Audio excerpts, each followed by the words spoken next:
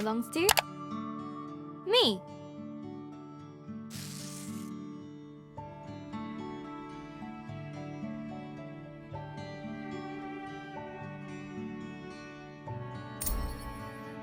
Hello, Journal. Is it okay if I call you that? It's a bit formal, I know, but we've only just met. Let me introduce myself. I'm Isabelle Barbara Cook. Most people call me Izzy, not Dad. He calls me Titch. He's such a naughty head. My little brother Ben calls me Isbo. I call him He Who Chews Curtains. He likes red for breakfast and blue for dinner. And then there's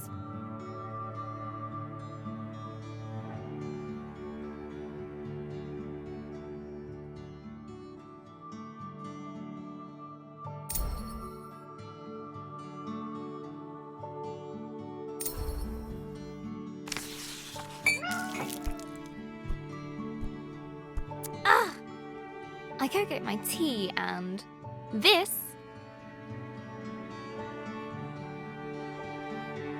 is Pinky. I think she's jealous of you, Journal.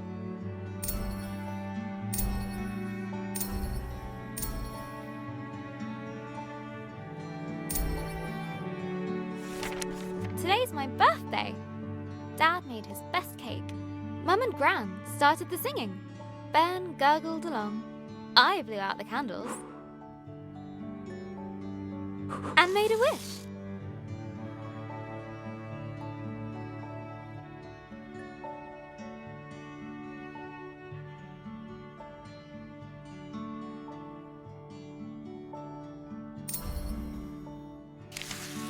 Since I was little, I've always dreamed of becoming a writer. This is where you come in, Journal.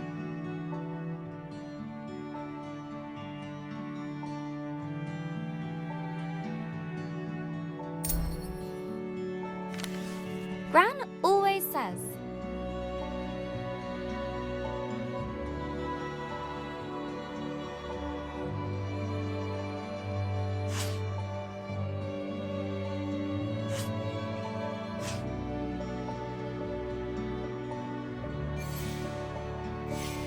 a writer writes. No one ever got anything just by wanting it. I guess that birthday wish was a waste then. Gran said writing is about exploring your thoughts. It helps you unlock your feelings.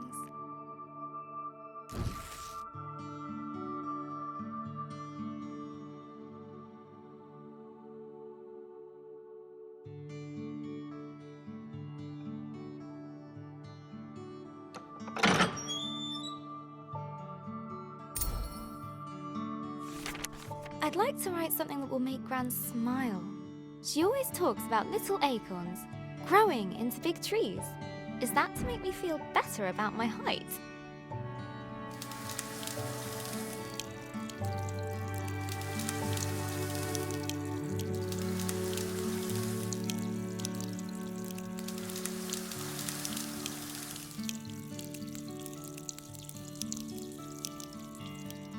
Or about my writing? I want to write a story, but what kind? A romance? Science fiction?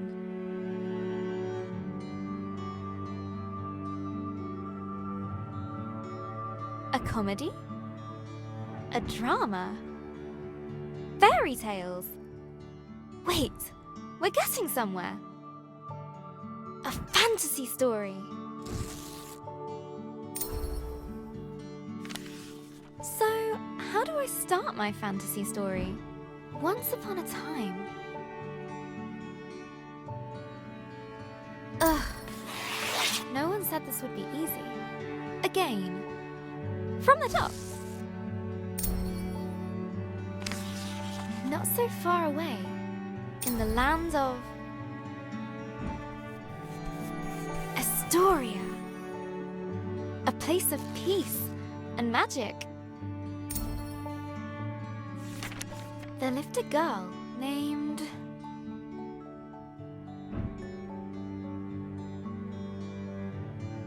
Grace. Everyone knew her by the bright colour of her red dress. She was ready to begin her adventure. In fact, she'd been preparing for it her whole life, for she was the only apprentice of the village guardian, Elder Ava.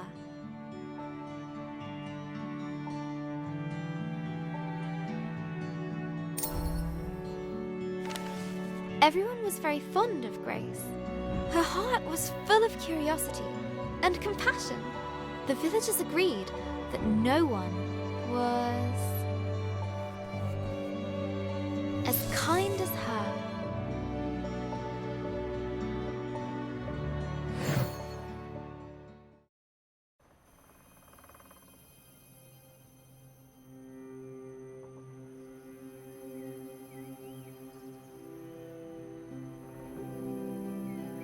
Not too far away, in the land of Astoria,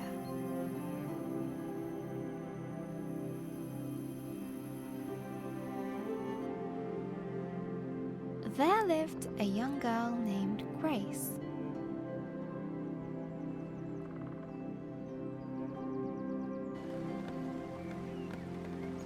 She was kind and loved taking care of the world around her.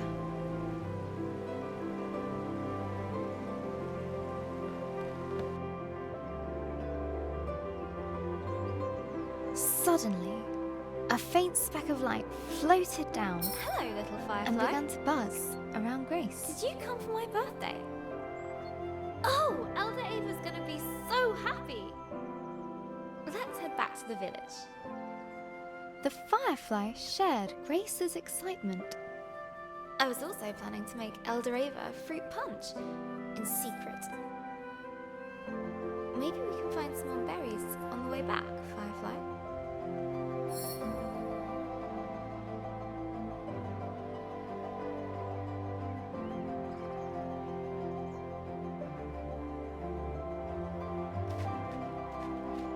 That's a juicy one. Good job, Firefly.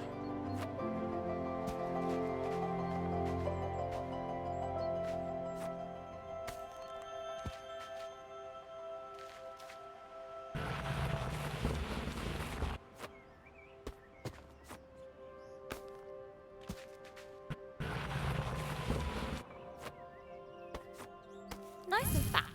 This will be perfect. Come on, Firefly. The village is just a bit further down. Wahoo! I love doing that. The bridge was an old, creaky affair. Careful, Grace. Careful. Grace imagined shark fins circling below. Phew! We made it, Firefly. And down!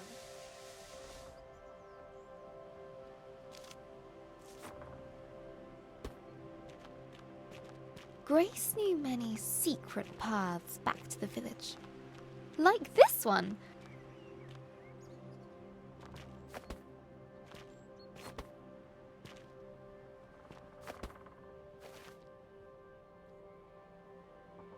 She loved feeling the roots around her, as if the tree was giving her a gentle hug.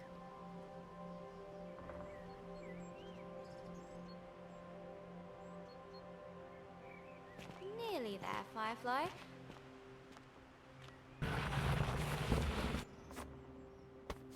Just one more little slide. Here we go! Woohoo!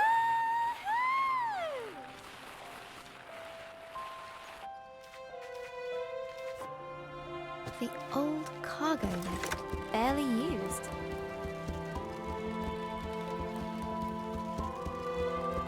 Her own secret entrance to the village above. Grace couldn't wait to give Elder Ava a hug. She'd be so proud that her Firefly came. Look, Firefly.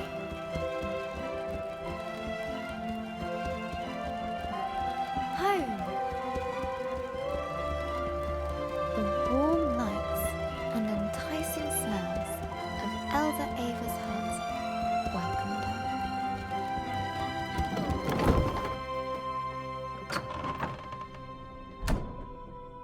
Elder Ava!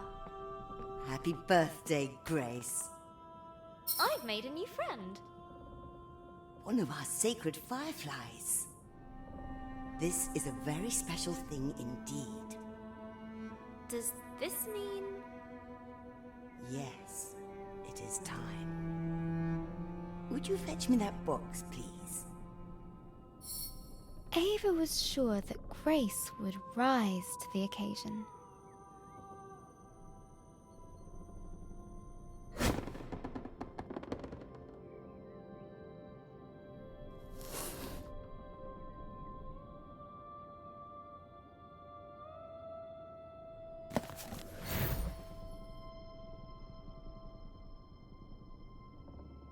Go ahead, open it.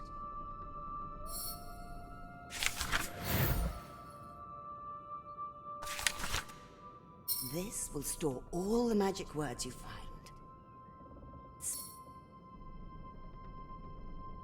They will help you overcome any obstacle.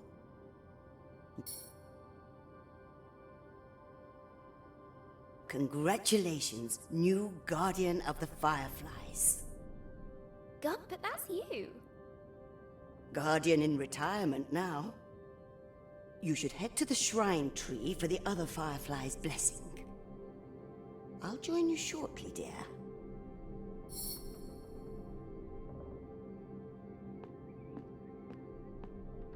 Oh, before I forget, a little something of mine to mark the occasion.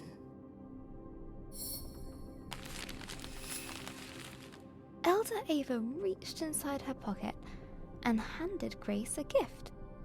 Ava's favorite pendant, set with a giant sapphire. Now, off you go.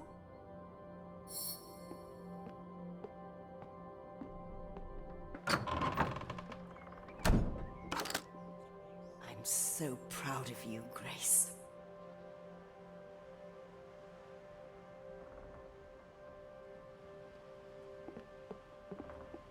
I can't wait to try out my magic book.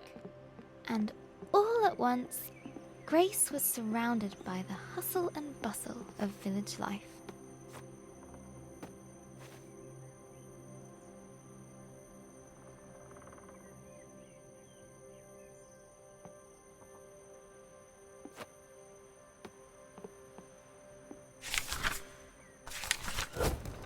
Oh, how'd you do that? Wait a minute.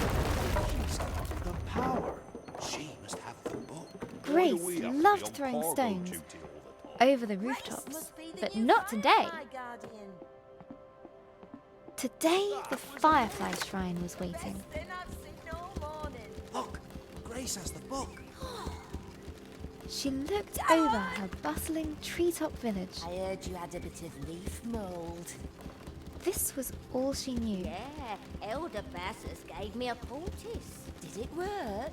Cleared it right And it up. was home. Looks better than ever. Smell that! That's the scent of paradise. I can always use more paradise. Say 10. But inside, she was still curious. Hey, Grace! Happy birthday! No, you can't have a magic book. Good to see you, Grace. But Grace has one. But that's different. She's special. But you say I'm special. Careful, careful. No need to rush.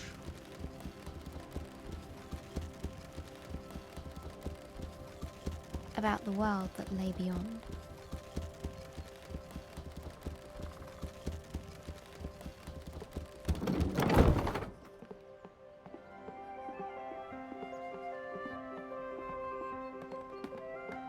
The bridge swayed in the warm breeze. Its Where's that slats Grace? creaked with a gentle familiarity as Grace crossed it.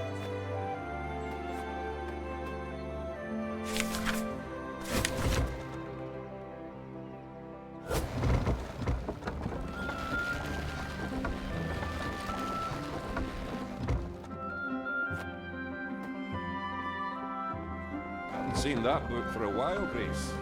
You off to see the fireflies? Let me get the key.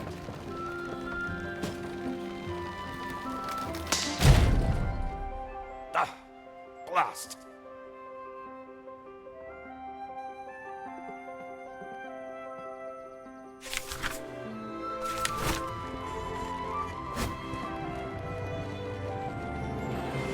Grace couldn't wait to see the fireflies.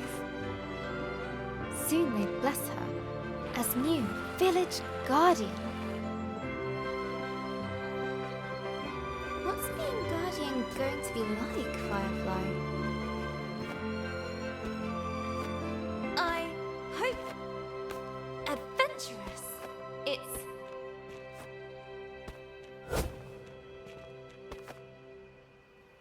let's swing into adventure.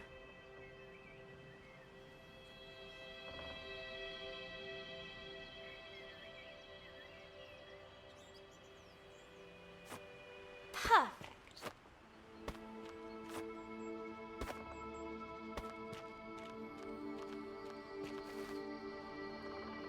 Grace crawled through the dank, dark tunnel.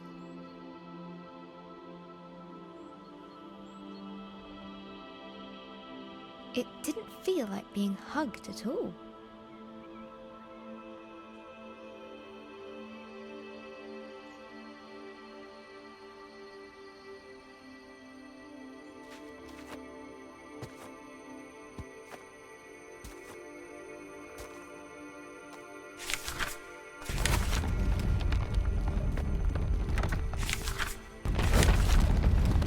The rocky cliff face posed no threat to her now.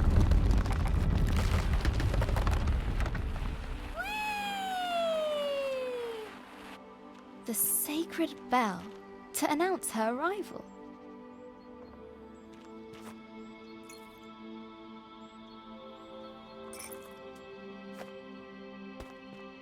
At last, the tree was in sight, home to the fireflies, whose ancient energy kept the village safe from harm.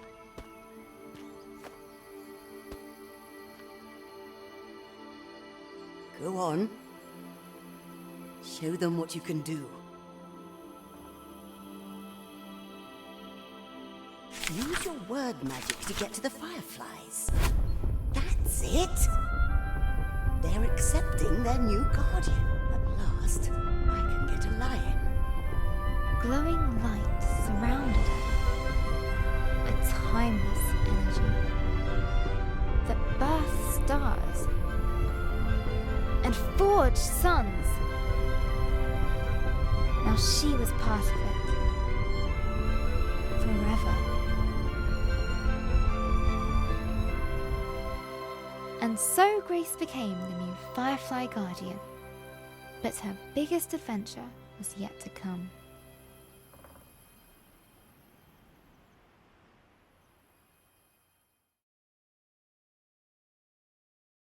Hello, Journal. This time of the year, it gets dark so early, like the day. It's just an accident, and the night is how the world really works. Stars and fireflies glowing in the dark.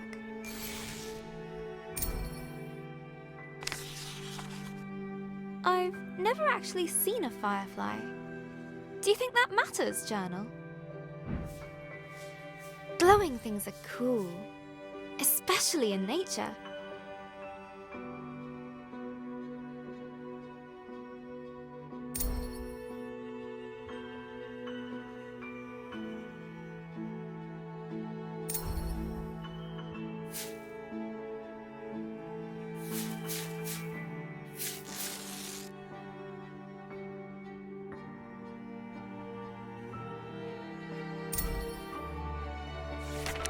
On holiday in Wales, Gran and I would go to the beach and look up at the stars.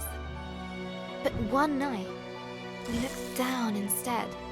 The stars were shining in the water. It was like the sky got flipped upside down. We took off our shoes and socks and waded into the water. As we walked over the pebbles,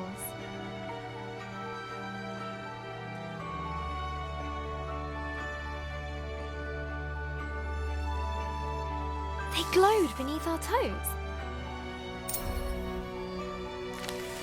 Gran said it was called bioluminescence.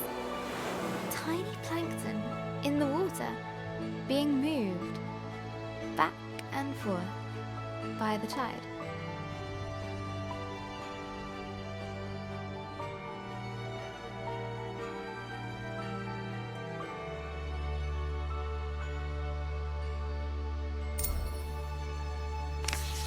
I knew it was just little creatures, but it felt like magic.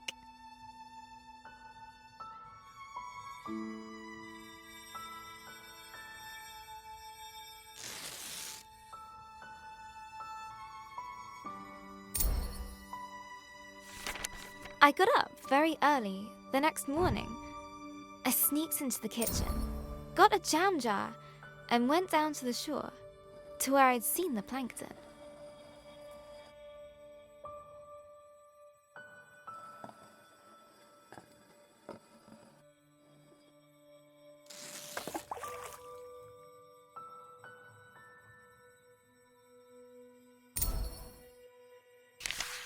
That evening, I was so excited. I carefully put the jar on my bedside table.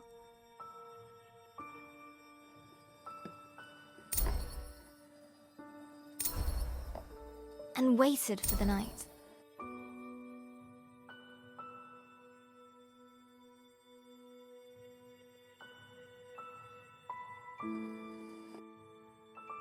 But it didn't glow. I was devastated.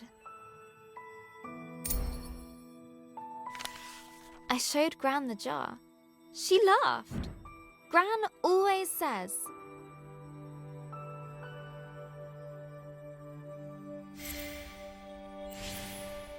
You can't put a cork in nature. they need sunlight and nutrients from the tide. Gran knows about those things. She used to be a marine biologist.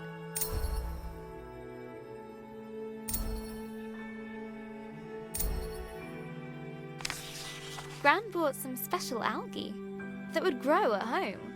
We spent the whole day planning it. A house. Lights. Glass stones. Company. Water.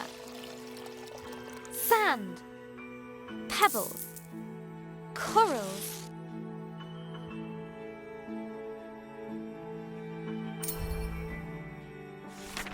We took pictures for Gran's photo album, for our future selves to remember.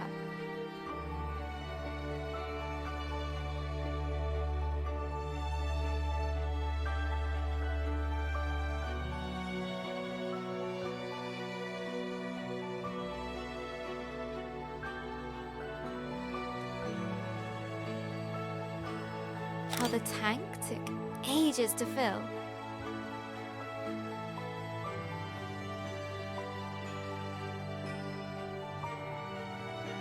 How we took turns stirring the algae in.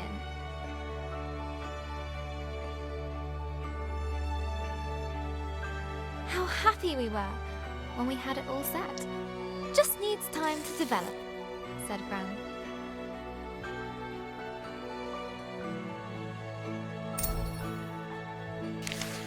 After 6 days, the algae was ready. I put the tank on my desk and ran my finger through the water, my own bit of magic. Izzy?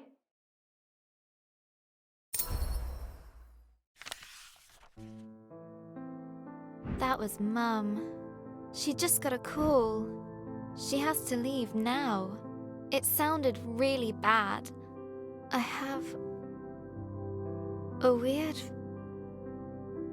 feeling in my stomach.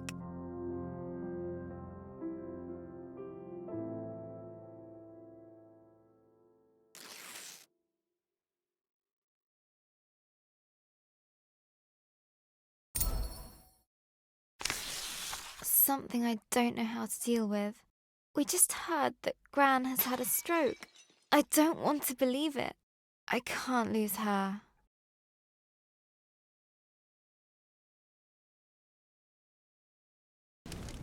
Grace woke from a hazy, distant dream. Something unnatural had stirred her from slumber. What's that noise? Eldoreva?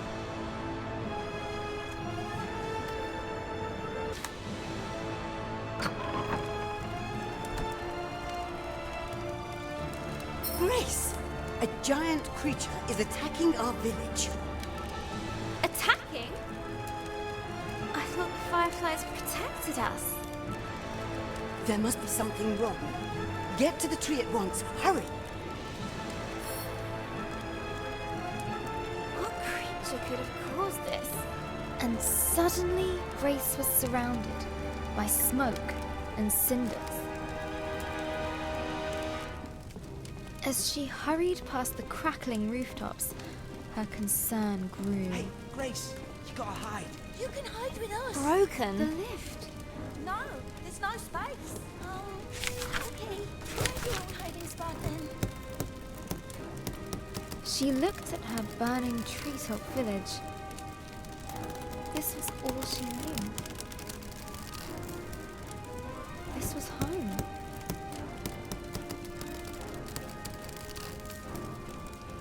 She needed to get to the fireflies.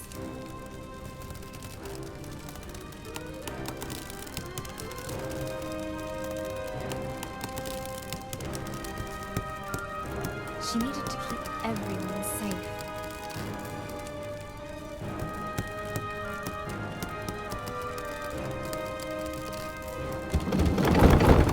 Please, Grace, help me out. I'm trapped under this thing. No. I need to get to the firefly tree. Oh, thank you. Never thought I'd be so glad to see my feet again.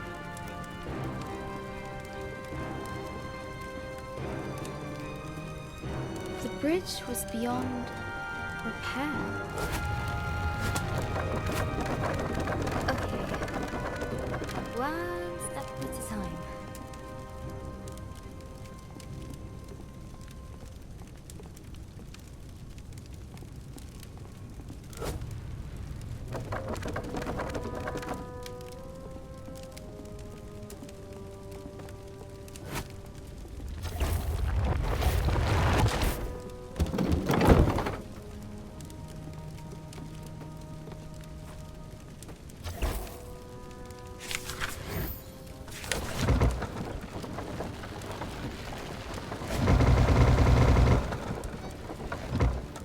Word magic. Yeah. A terrifying noise echoed from beyond the village gate.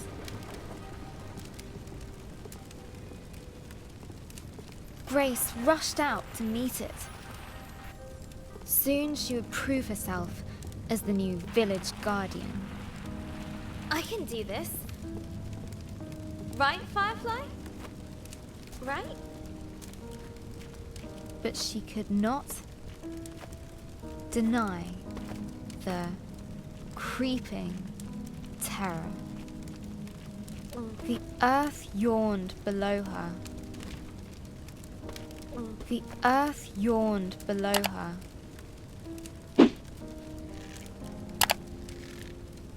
Phew. Made it. That was scary.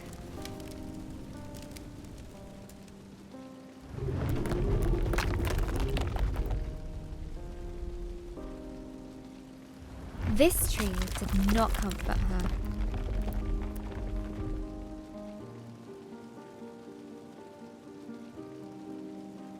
It was as scared as she was.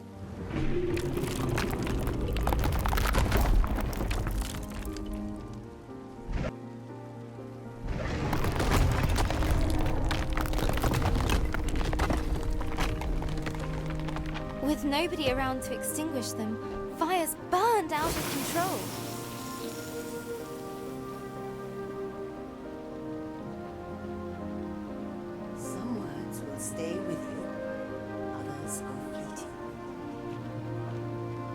A strange blaze crackled ahead.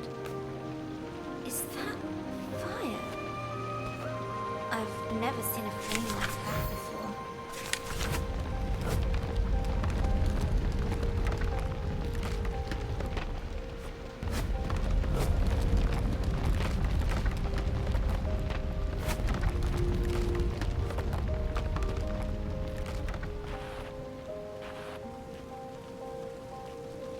The sacred bell lay silent on the ground.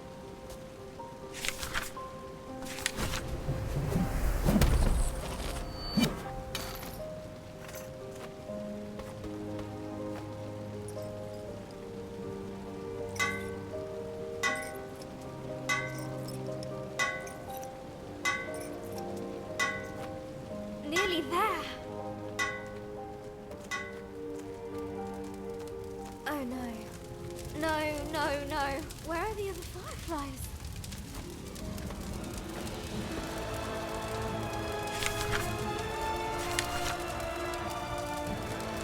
Fireflies?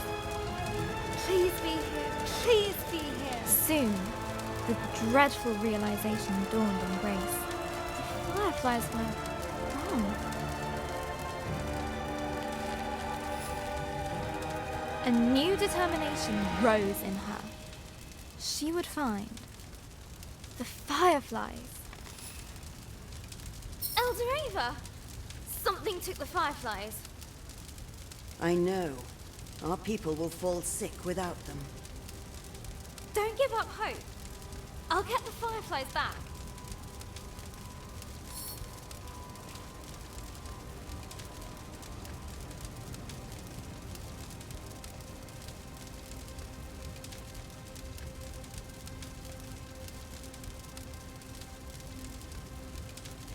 I'll make everyone better. Go, and may the love of this village guide you. Always. Grace took a deep breath. She knew what she had to do. She was the guardian. She would bring the fireflies back home. The earth could fall away beneath her. But she would not be stopped. This was further than she'd ever been before. And yet it was exhilarating, wondrous, and terrifying. Fear was at her side, and hope in her heart. But things were about to happen. Much, much worse. A dragon. It's big. But Grace would not slow down. Not for crumbling paths.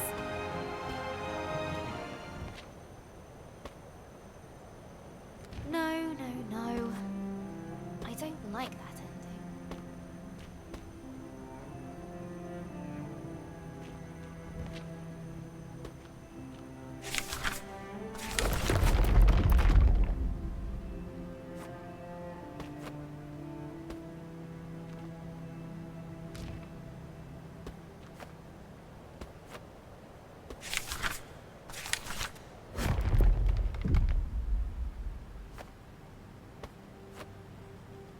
Not for giant monsters.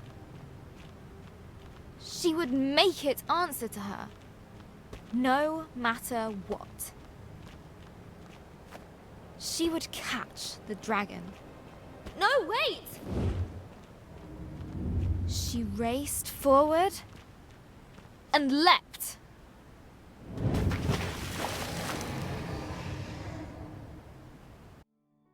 Hello, Journal. We went to see Gran today, in the hospital. It looked like a big grey fortress.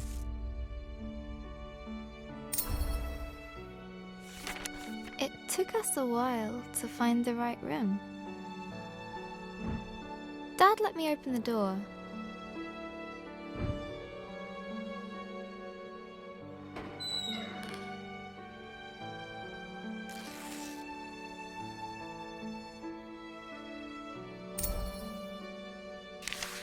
Gran has a big, cozy bed at home. Nothing like the hospital one she was in. Lying in there, she looked so small. I don't remember her being that small.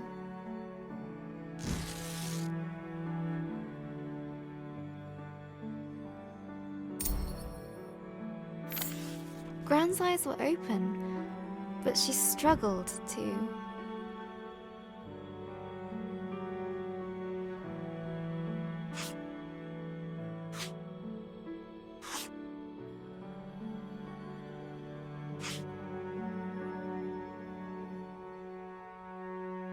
Find the right words. She just couldn't.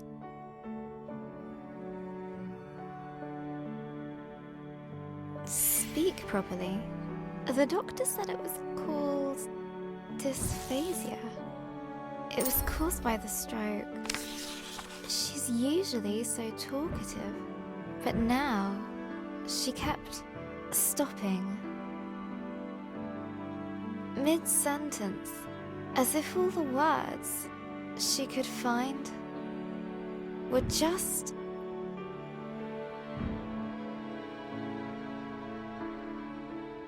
out of reach. I could see it really frustrating her. And then Gran started coughing. They put an oxygen mask on her. I told her she looked like Darth Gran.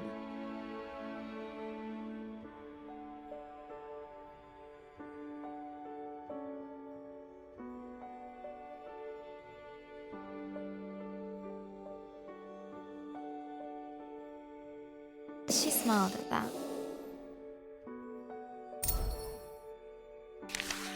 That reminds me of Gran telling me how she took Mum to the cinema. A long time ago, when Mum was my age. A Gran story! Gran and Mum went to see my favourite movie. Mum fell asleep, but Gran fell in love with it. When I was little, Gran would show it to me on a battered video cassette. Gran would laugh at the robots and guess a funny smile whenever the scruffy-looking smuggler showed up. We'd watch it until we could quote all the best lines. We laughed a lot. Once she gets out, we're gonna watch them all over again. And when the next movie arrives, Gran and I are going to go to the cinema together.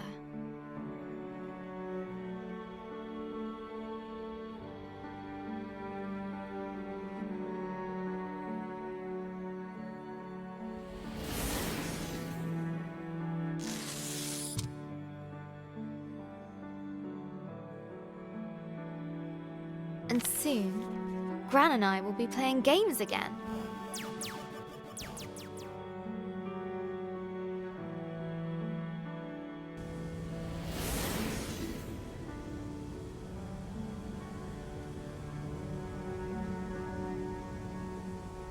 I can't wait! This time, I'll beat all her high scores. For sure. Gran's a tough cookie.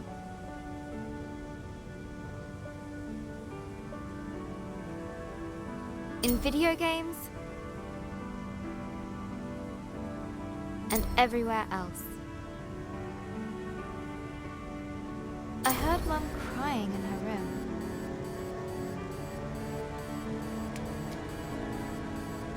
I've never seen her cry before.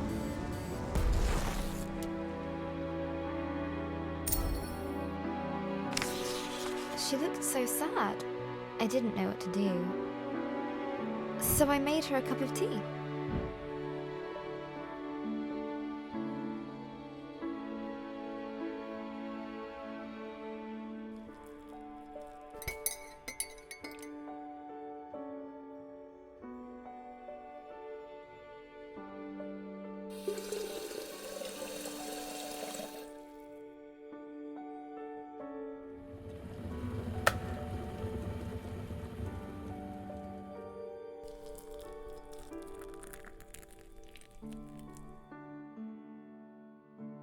just like Gran's, she said.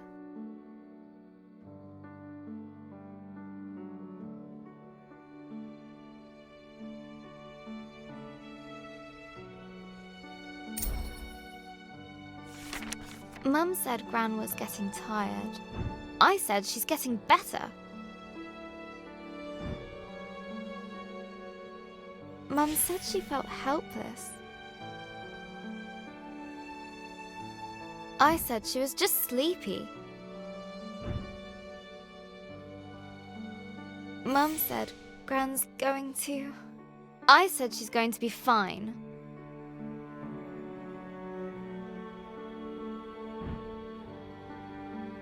Everything is going to be fine. All you need is a leap of faith. Will Gran still be Gran after this? Of course, she'll be fine. Fine! Gran is going to get better, right? I made her smile. That should help. Got to keep positive. Mum needs me to. I'll show Gran my story. Mum as well. They'll enjoy reading it. I hope it helps. What else can I do? I just need to finish my story. So, where were we? After the dragon attacked the village, Grace set out to find the fireflies, leaving Elder Ava and her village behind. Her journey took her to a vast desert with a guardian.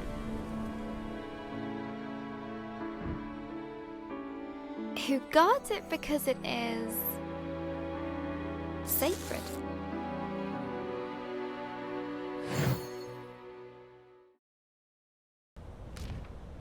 Grace had pursued the dragon far, far from home.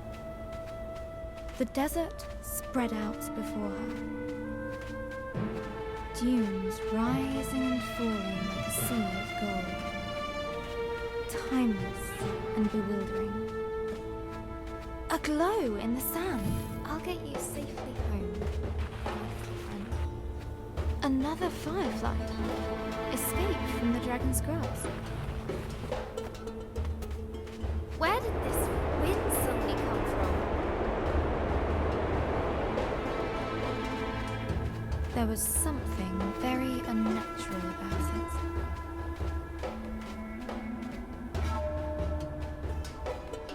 Woohoo!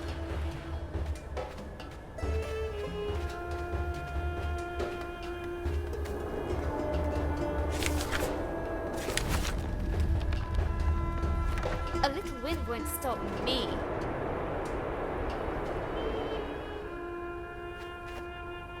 Can't close mouth. Hold on, fireflies. Hold on.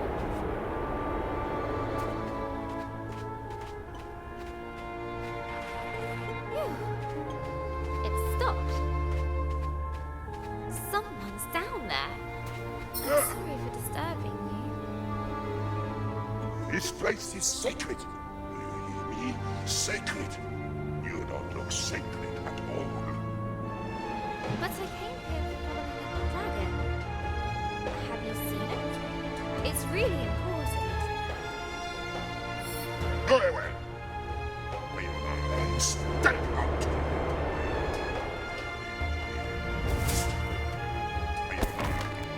But Grace's will would not break that easily. Hey! Come back here!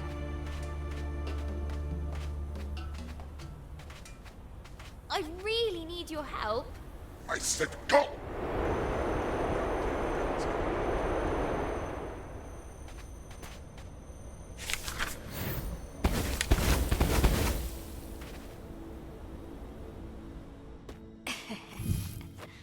Surprise!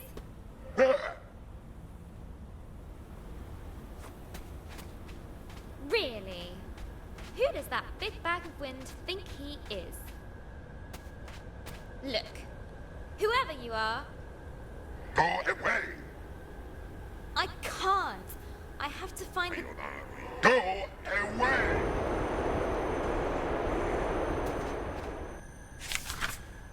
Okay, see ya.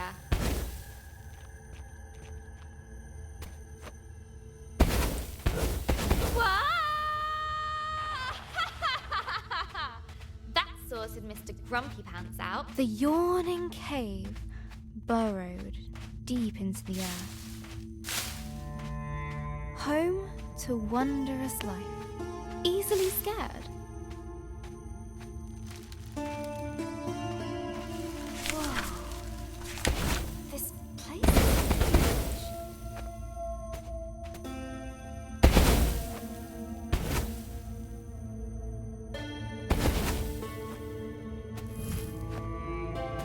Grace felt like an explorer.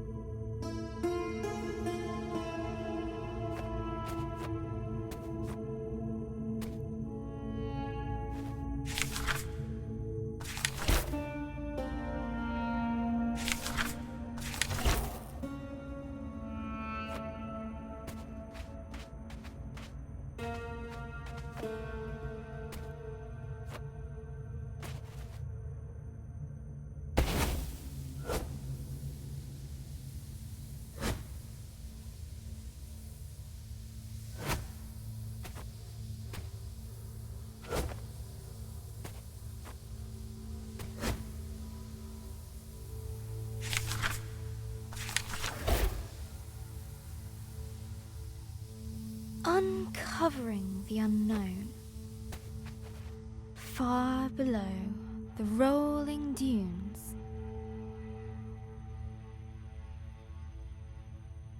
I wonder what used to be down here. Maybe sand-swimming desert pirates? Or one-eyed troglodytes? I hope not.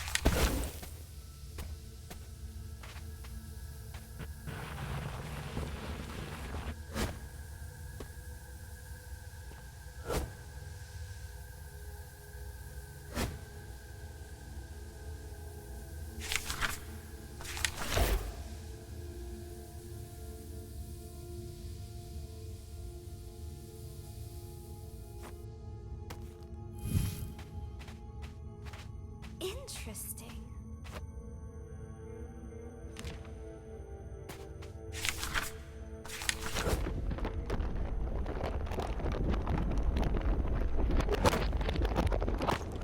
Interesting. Deep under the desert sands, Grace found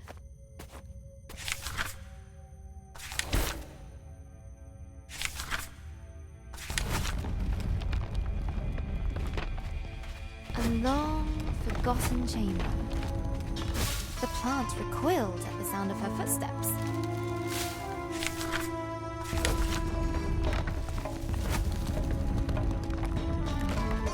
Broken remains of greatness past.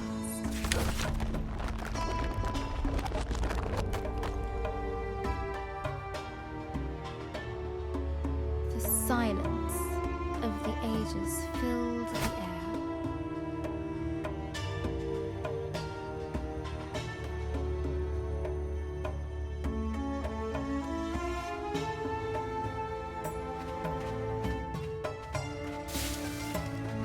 The plant recoiled at the sound of her footsteps.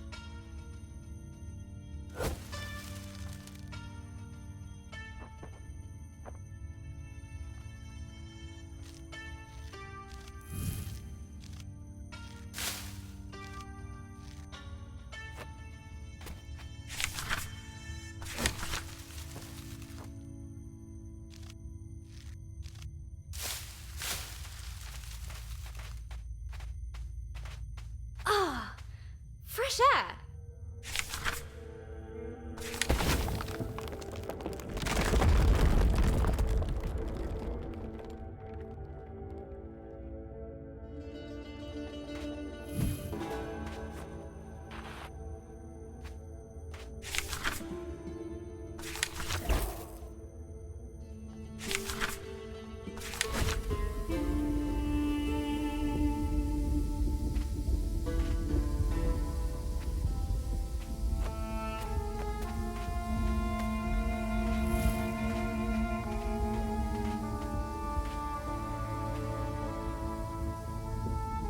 A familiar, foul-tempered voice drifted down to Grace. It didn't listen. I need to find it. Sacred, I said. No one listens to me anymore. You. You shall go no further.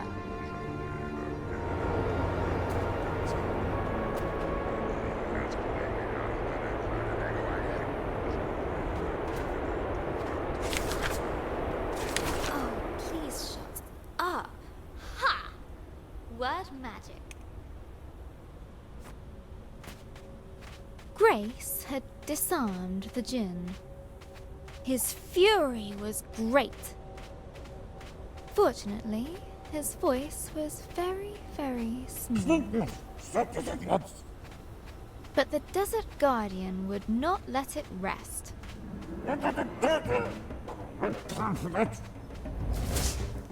Hey! Stop it!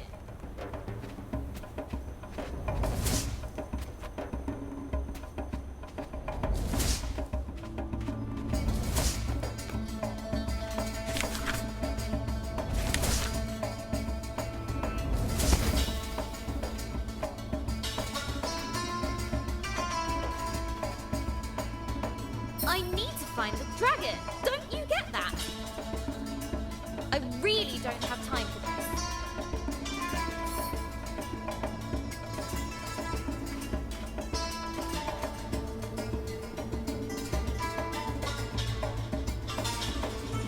That's it. So long. Woo-hoo! Well, we got rid of sulky boots again. Now, what's all this? As she looked around this lonely, desolate place, Grace wondered, why would anyone choose to live here?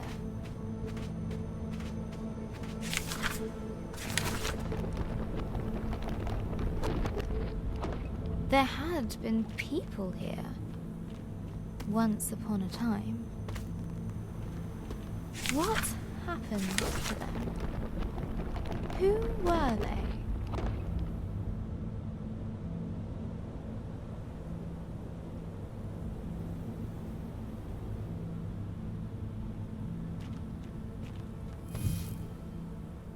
Maybe I'll find answers here. The dome was empty, but for a pool of water. An inviting place to rest. Grace's thoughts drifted to the people that once had lived here. Warriors.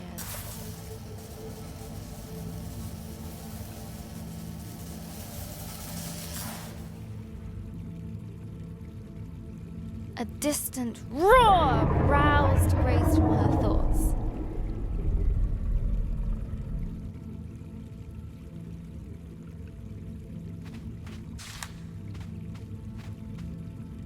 I'll catch you yet, dragon.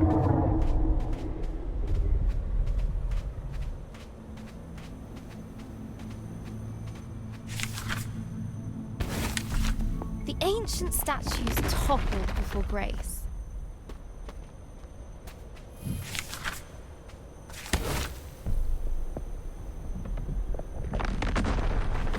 Proud warriors.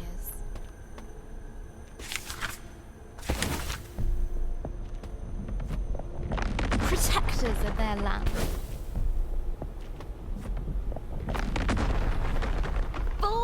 for me.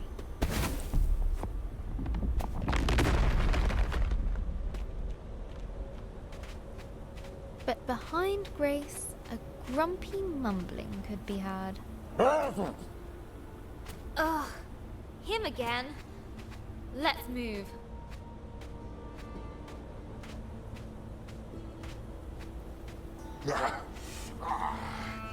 That's better. I do the magic around here. You go away.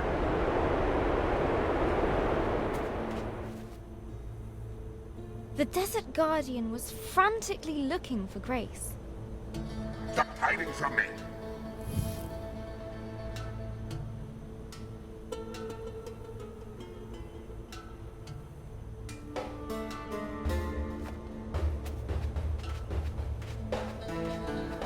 Wouldn't he? Easy. Despite the darkness, Grace's hope guided her.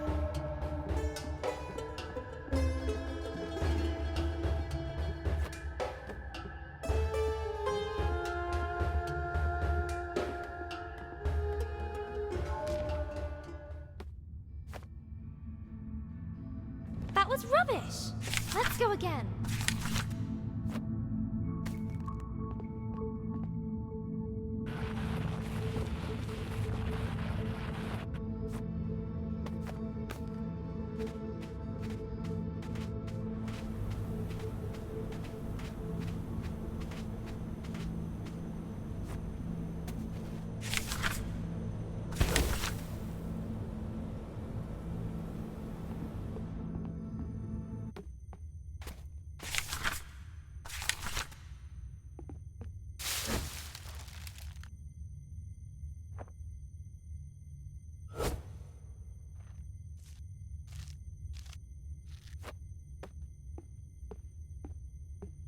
It must leave. It must. They mustn't know. Well, now I'm curious.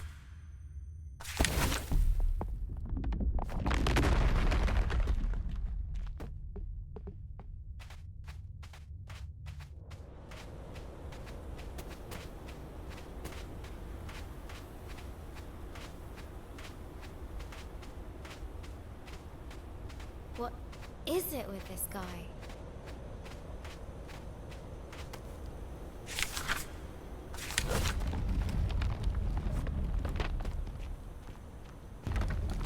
They mustn't see.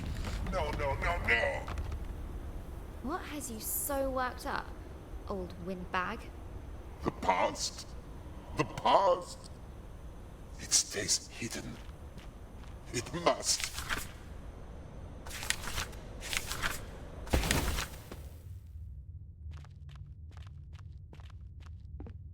Oh, the old days.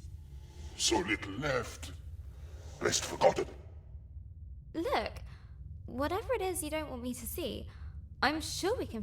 No, no, no, no. You cannot go further. Back. How can I get him to listen? Would she break the Jinn statue? Or repair it?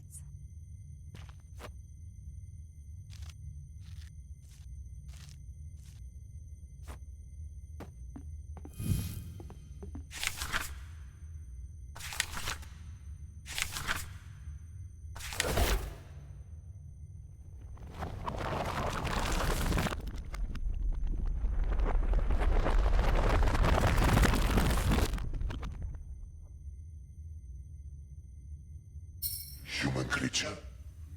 You.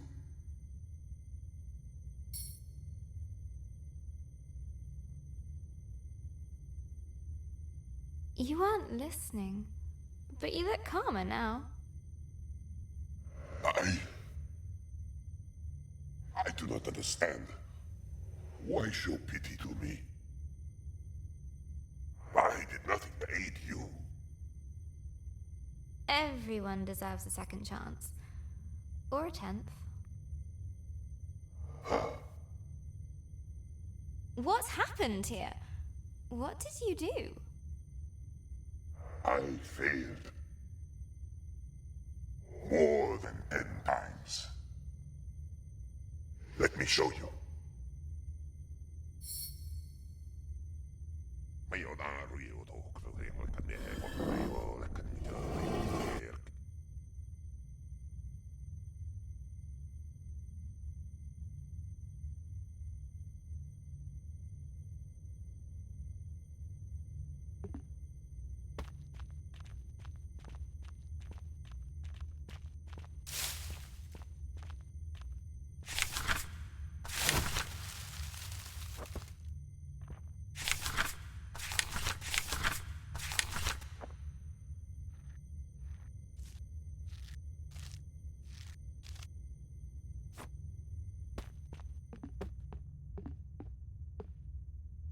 I was once worshipped here.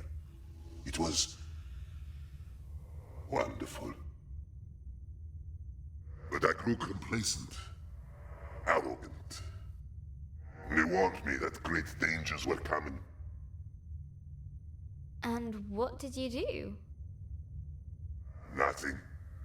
I believed that there was no danger I could not thwart.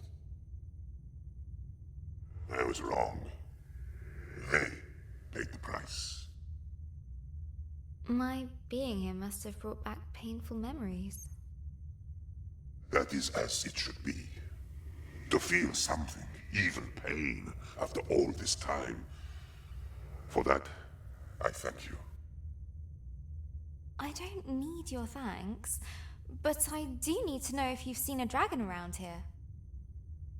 It has come and gone.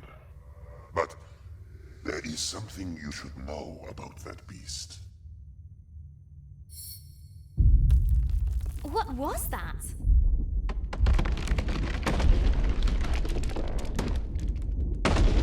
Hold on! Fall softly, my friend. Knowledge will be yours in time. Use it more wisely than I did.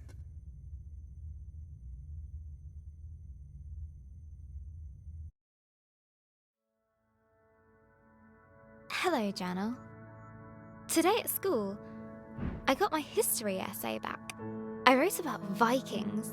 I love Vikings. Mr. Collins didn't like it. I won't be showing this to Mum.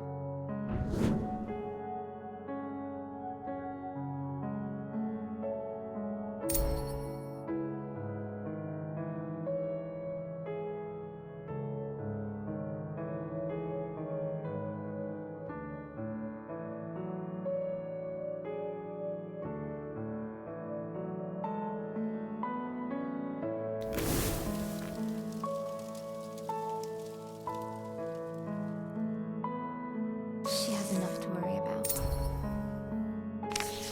Vikings are the best. They're tall and strong.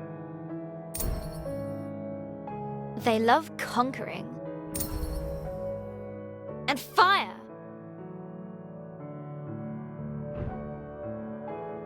Vikings are basically all kinds of awesome.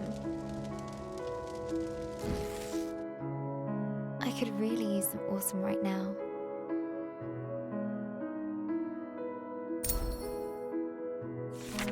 I got her old photo album out. I wanted to see Gran like I remember her, when she was awesome.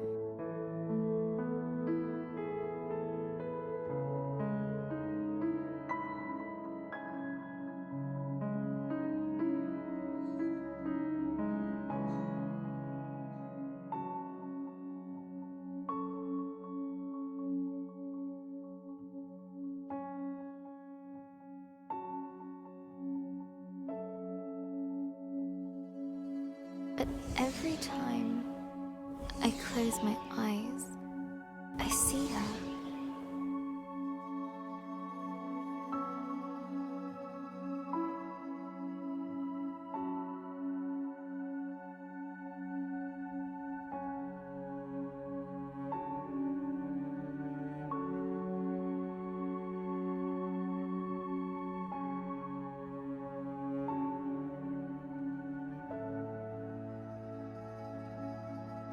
in that horrible bed. We're visiting the hospital later today. When we arrived, Gran was asleep. Her skin looked so thin, almost see-through, like tissue paper. She was Gran-shaped, but empty. I mean, that's silly, right, Journal? It's just Gran. But somehow it isn't. It's not her!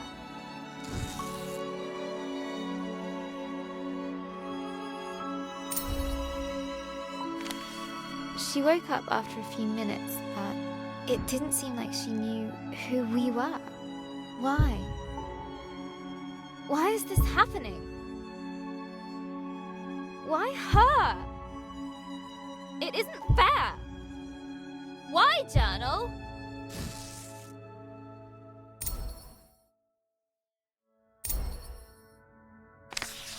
Gran still can't speak properly. It's so cruel. She can't tell us anything. Like what she wants to eat? Or how she feels? And what's worse, everyone pretends they're having a real conversation with her. But they're not!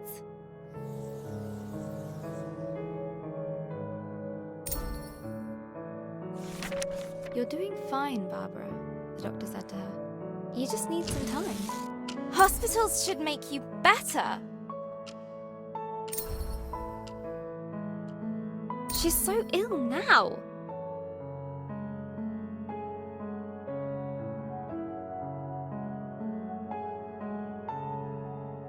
I want her better now! Just wait. Time is a healer. I thought that was his job. I wish I could help her. It makes me so mad!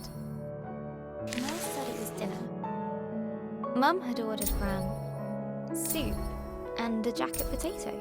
But when Gran tried to eat by herself, she kept dropping her cutlery.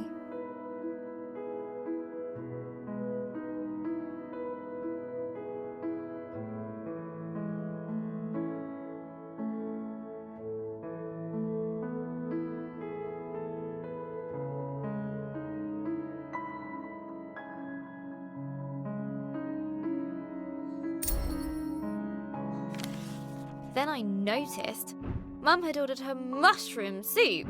Mushroom! Gran calls them nature's bogies.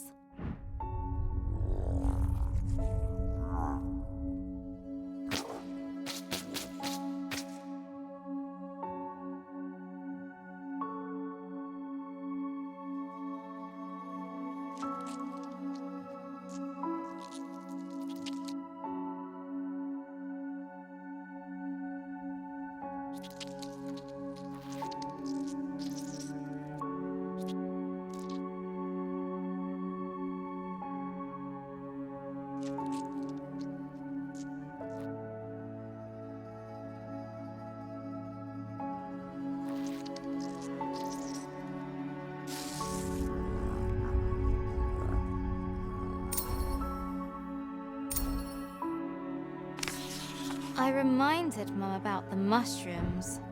She got that look and banged the spoon against the bowl. There was lip pursing. But looking at Gran, I had to help her. I still had some loose change. So I ran down to the entrance hall where I'd seen a vending machine on the way in.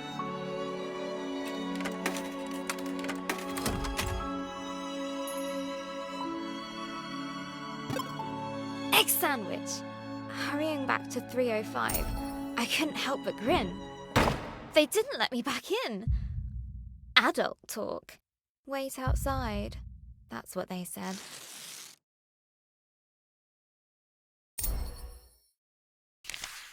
So I waited on a bench until Mum came out the room. She said nothing. Just took me to the car. We didn't speak a single word. Not at the car park, Not during our drive home.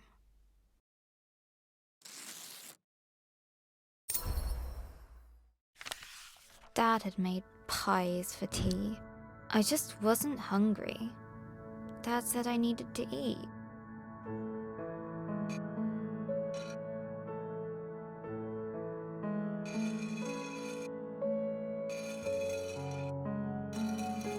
I said, if Gran wasn't going to eat, neither would I. He sent me to my room. I slammed the door really loudly and flumped onto my bed. I still had the egg sandwich. It was all mushed up. Everything is all mushed up.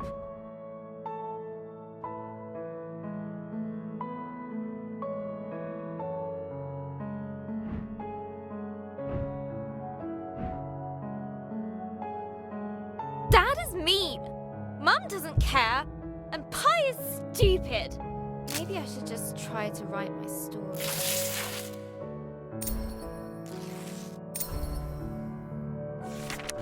Let's see. Last time, Grace was plunging down into the dark below, but the djinn spell slowed her fall.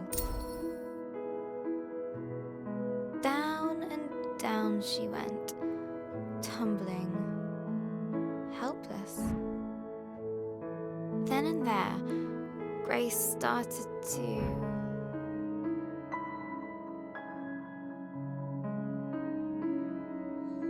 thrash, but the darkness didn't care.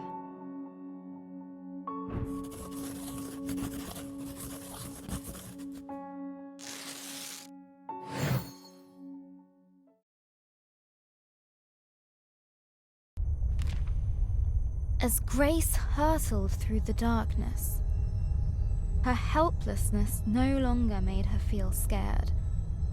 It made her feel frustrated, angry. She wanted...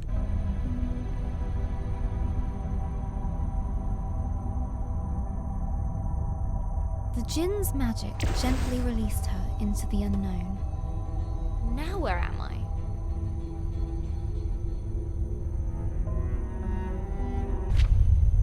As Grace hurtled through the darkness, her helplessness no longer made her feel scared. It made her feel frustrated, angry. She wanted...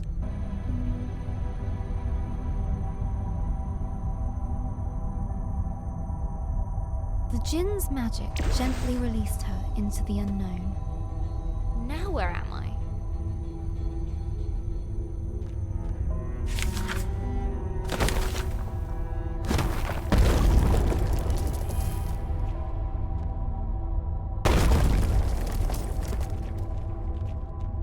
The ground was warm to the touch. At least it's quiet down here. Just my luck.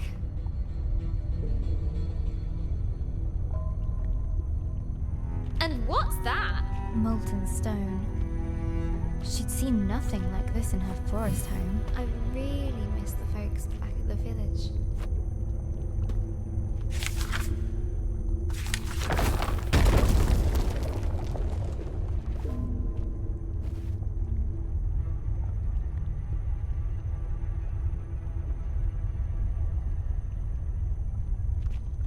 Stalactites hung above, looking decidedly precarious.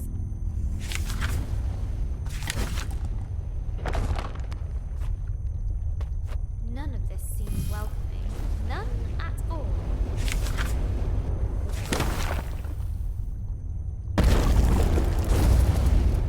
Careful! What is this?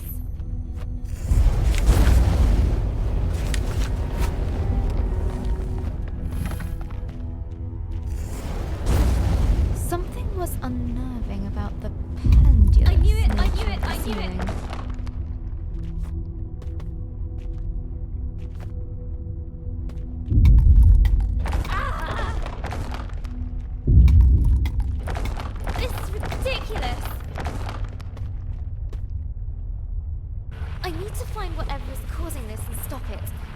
be smushed.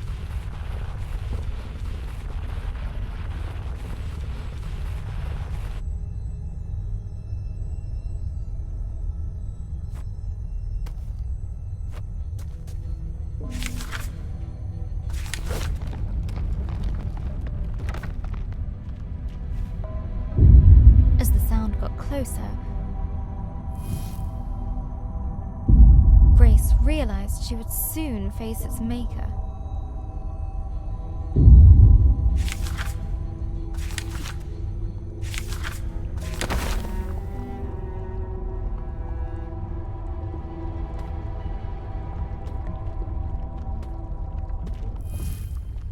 Okay, here we go.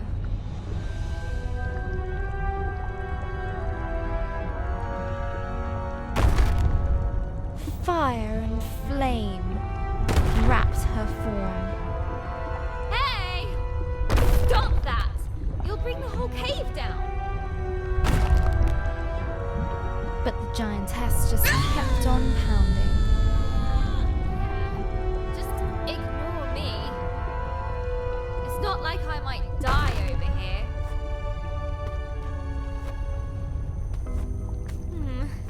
At least that noise has stopped.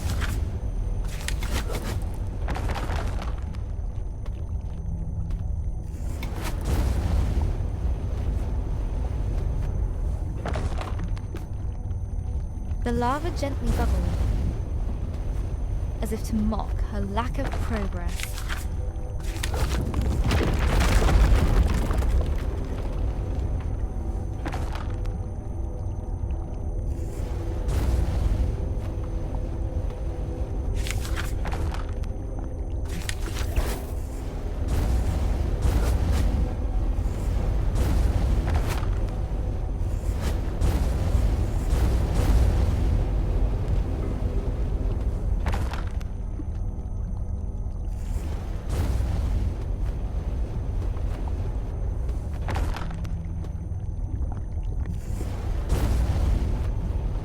The lava gently bubbled, as if to mock her lack of progress.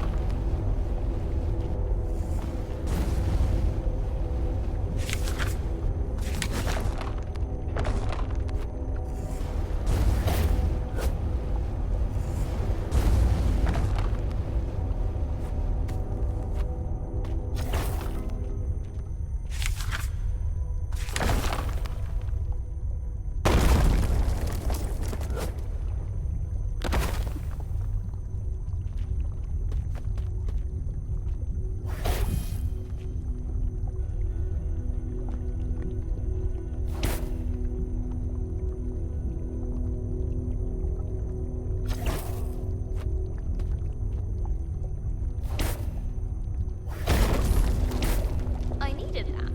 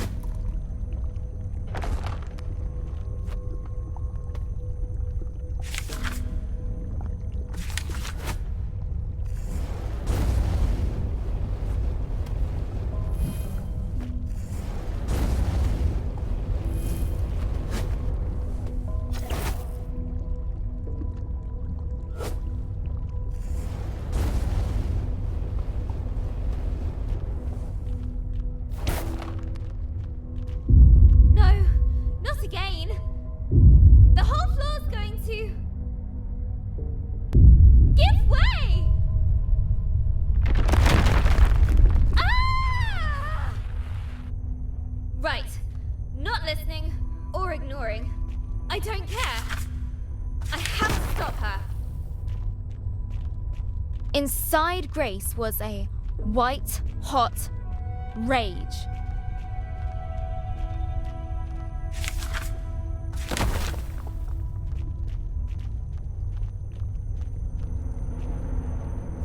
Hey! You! Hey! Whoever you are! That's not a very good ending. Hey! You! Hey! You! Hey! You! Hey! Whoever you are!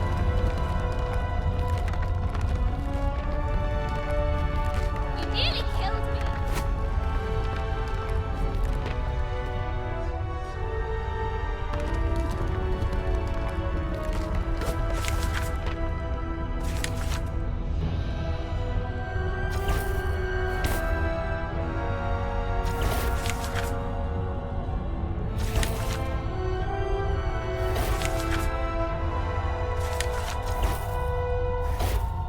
Hey!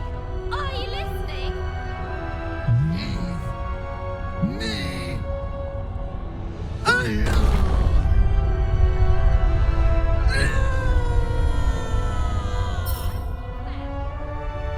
What is wrong with you?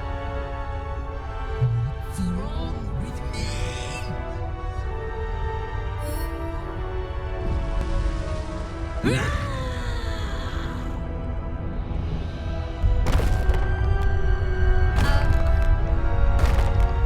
might have overdone this.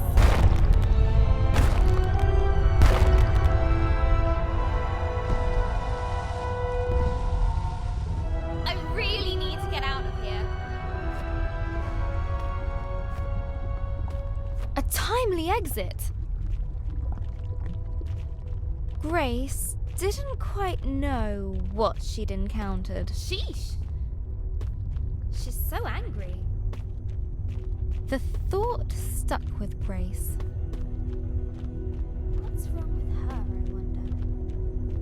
Whew. I think I need a breather. A place to rest.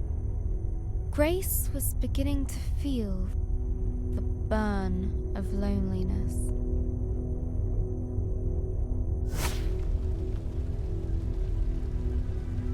Ah, better.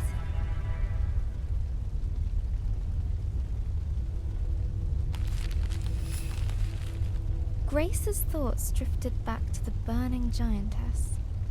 Why would she be so full of rage? She must be alone. Imagine being stuck in a cave, all by yourself. I go bonkers too. Grace vowed to be more understanding.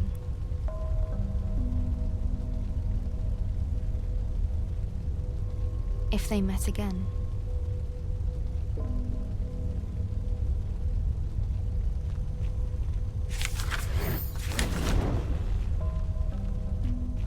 As the light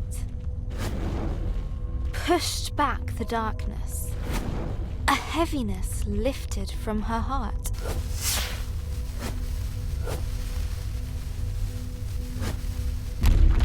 That was strangely satisfying.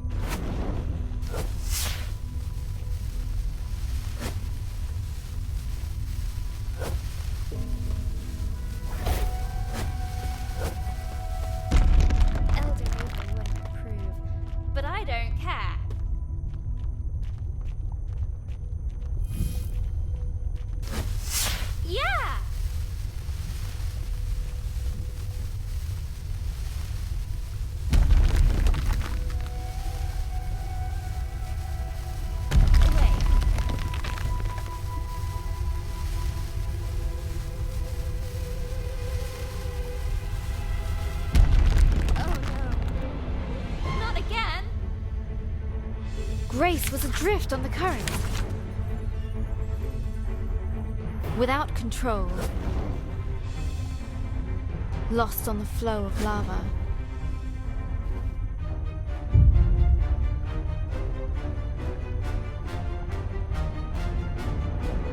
It would take her where it wished.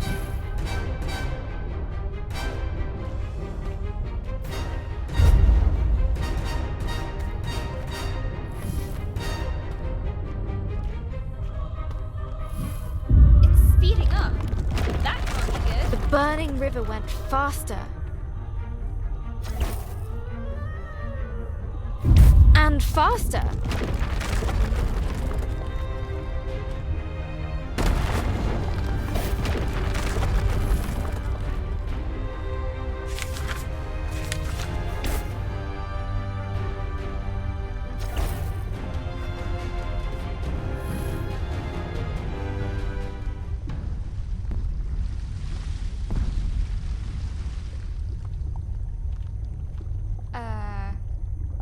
Okay, Grace.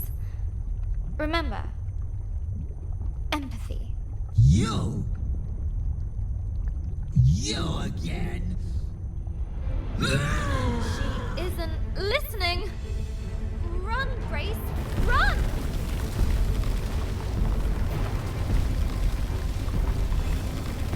Thundering steps shook the earth.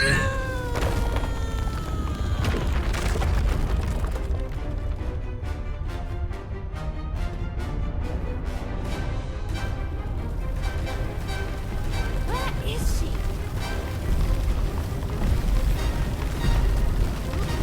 Right.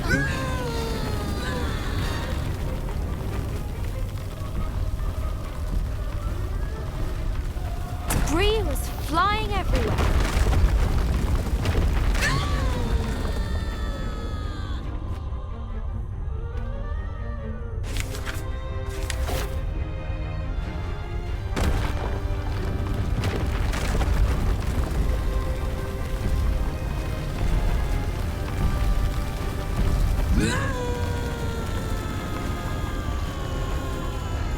Freedom.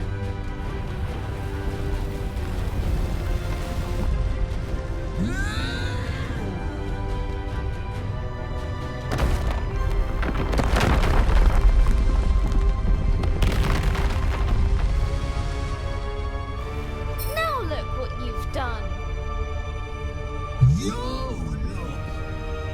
We're trapped and it's all your fault. I hate this place and I hate you. I hate you! Her anger consumed itself. Huh? What happened to you? No. Don't feel so angry now. Angry. I know what that's like. To feel angry.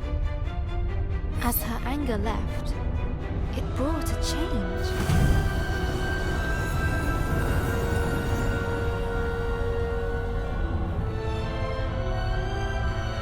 You did it again. Lump's anger gone. Lump? Nice to meet you. I'm Grace. Sorry I was so angry. Lump's sorry too. Lump scares Lump when Lump's so big.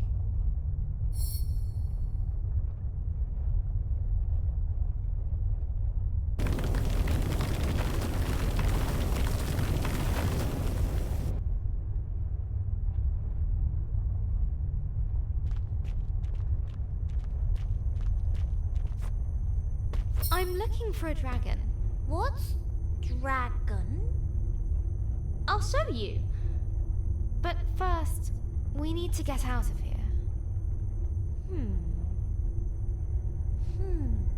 Just then, Grace noticed a boom shroom she hadn't seen before.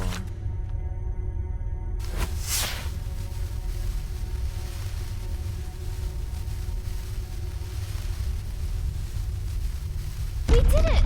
We're free! Free!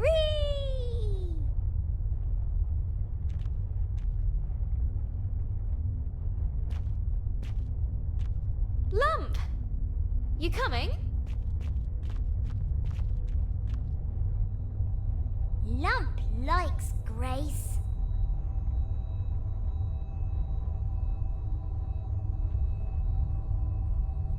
Hello, Journal. Today, Sarah at school told me her granddad. His mouth went lopsided, and he spoke a little funny. Now he mostly sits around, watching the telly.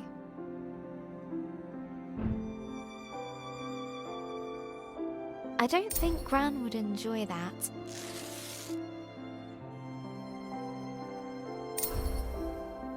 She'd feel like she was giving up. She'd want to keep moving, keep doing things. Gran always says.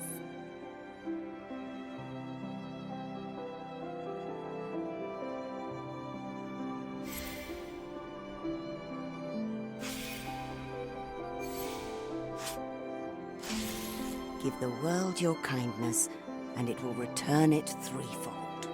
The more positive energy and kindness you give the world, the more you get back.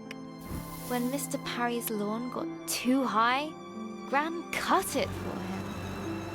For the community centre meals, she baked cakes.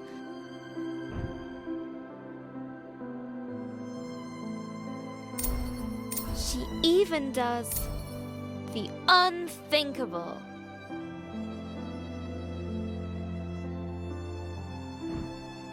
She changed Ben's smelly nappies. We could do with kindness right now. Someone better step up.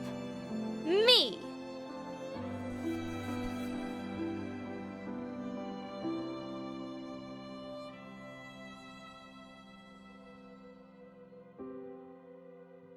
Starting with bringing world peace? Cooking for the elderly? Cutting Mr. Parry's lawn? Tidying my room?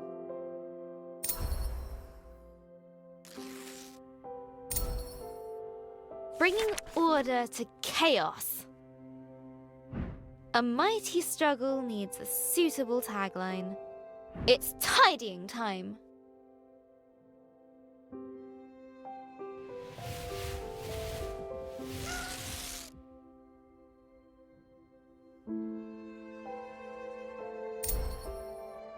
And then I did the washing up from breakfast.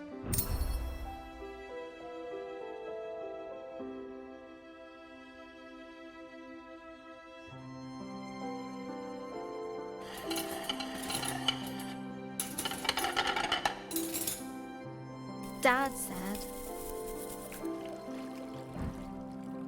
"It's a miracle." Then he bowed at my feet.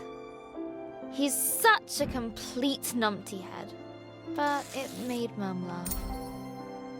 And when we got to the hospital later, Gran was sitting in a chair and looking out the window. She was smiling. So all the things I've been doing have been working. I just have to do more. There was kale for tea, which is a kind of vegetable torture, but I told myself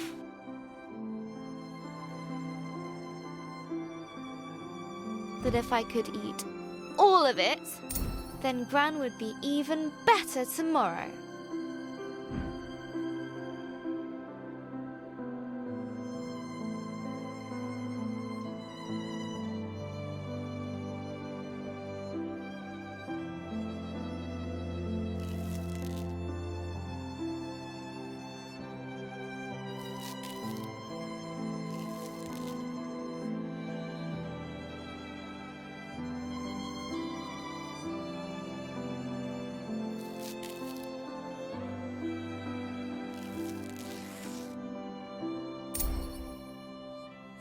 am on fire today. I ran up the stairs, 2 at a time, just to top things up. Pinky was very impressed and slept on my feet all night.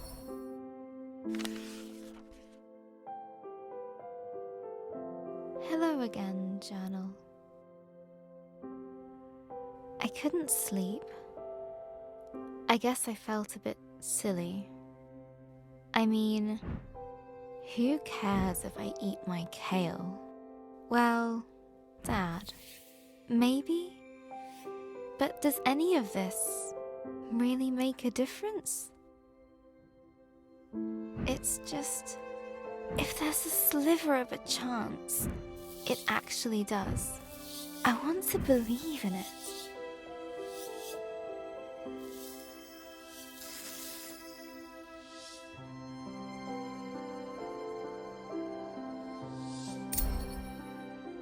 Sarah told me that when her granddad was sick, she used to pray. I don't exactly know how that works, but best to hedge my bets. Please, please, please, please.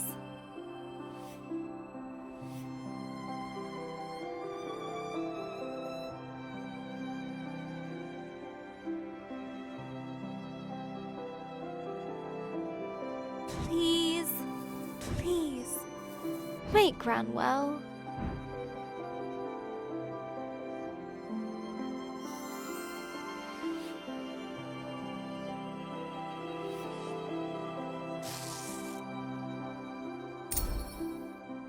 Sarah's family are pretty religious. Not like Mum and Dad. I don't know that much about religion, actually. I like the stories, especially the one about the Ark and rescuing all the animals.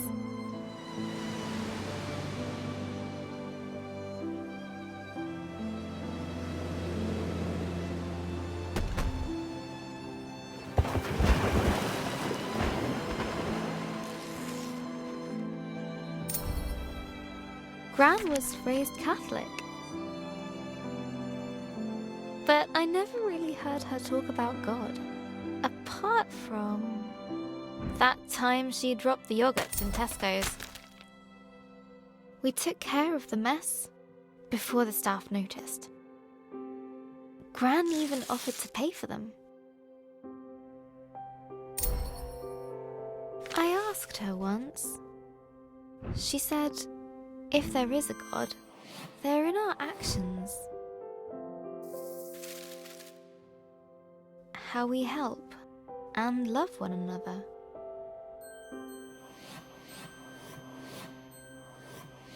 Seems right to me. So what should I do? I'm going to bring in my story next time we go to the hospital. I can read it to her. I think she'd like that. Maybe if I do a really good job, she can come home in time for Ben's birthday.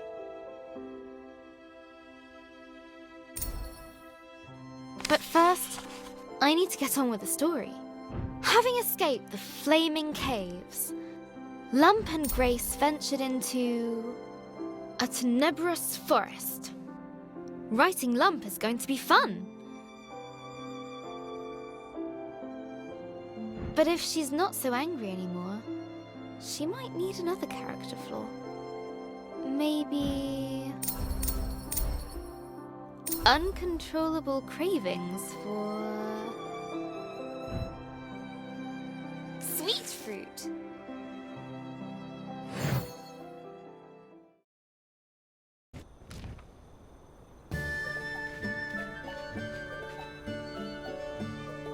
Gentle sunlight streamed across their faces. Sun! I missed you. Oh, Skyfire is warm, like Lump.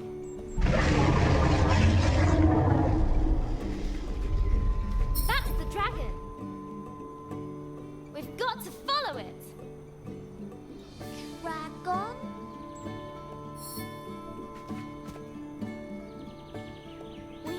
follow it. Let's go, Lump. Lump no likes follow anything that goes.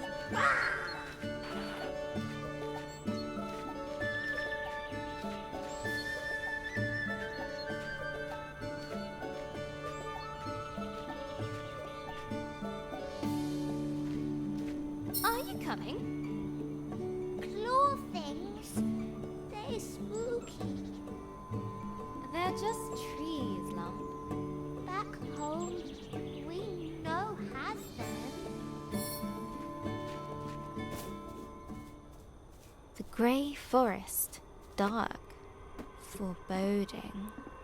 Grace didn't care. Home. You miss it?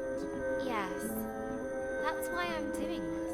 You miss home, but you leave it. You curious woman.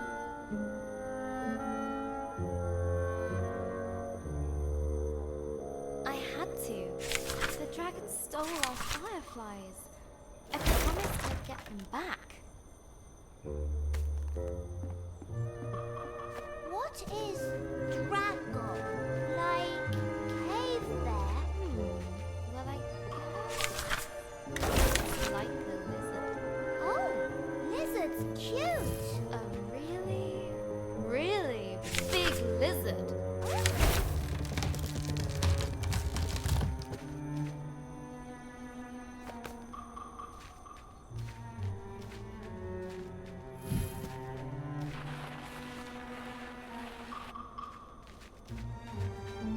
Ooh, big stone. Go, go, push it, push it. You could help, Lump. Lump small. Lump no use. You used to be a lot bigger. Lump was? I remember. I'm glad to have you here, Lump, even though you are small. Whee! Lump glad to be with human. You are the bestest human. Yes, yes.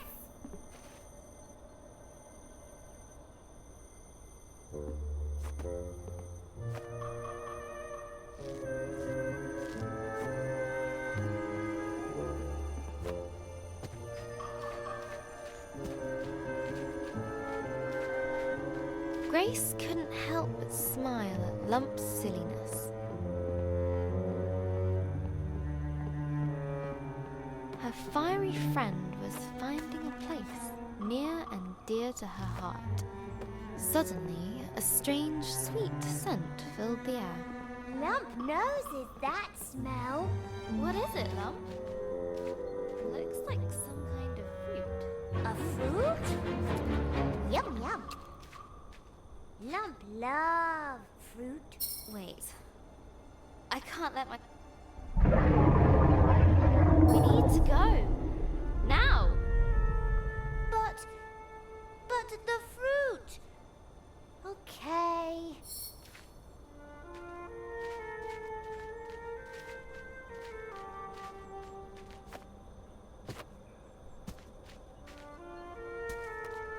Shadows deepened in the ravaged forest.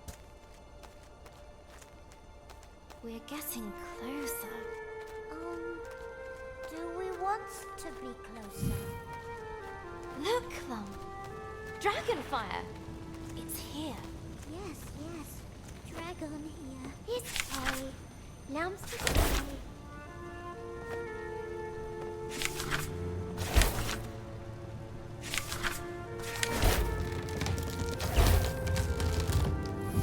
Okay.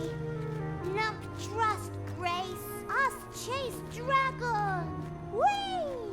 That's the spirit, Lump. We're near. I can feel it. Yes!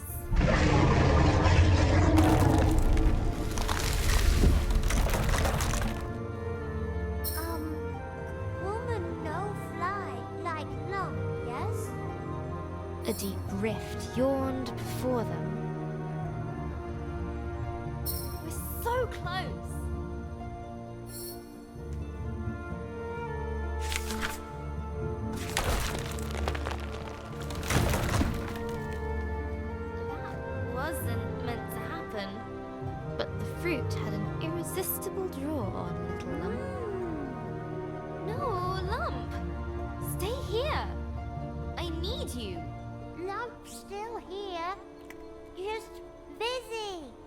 Grace felt her resolve melt. I need to find the dragon. I promised Eldoreva. Just what am I doing out here? All by myself? Silly human. Lump not left is in fruit. Thanks, Lump. Grace knew she wouldn't swap that little ball of fire for anything. Wow! You okay, Lump? Little dizzy for goods. What a rush!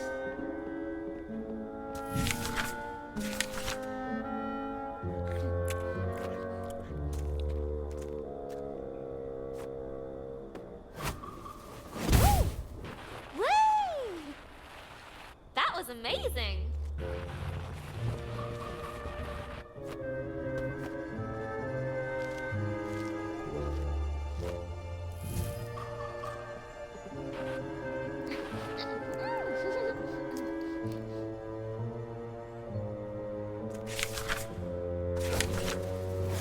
We're great team. Starting to tickle.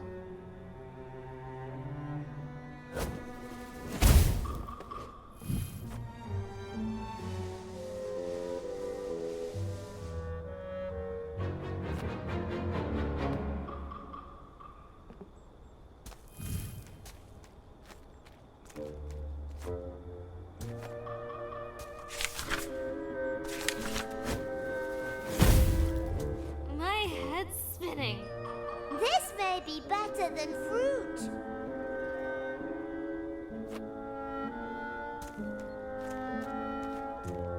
There was no doubt. Something strong and very, very large had been here recently.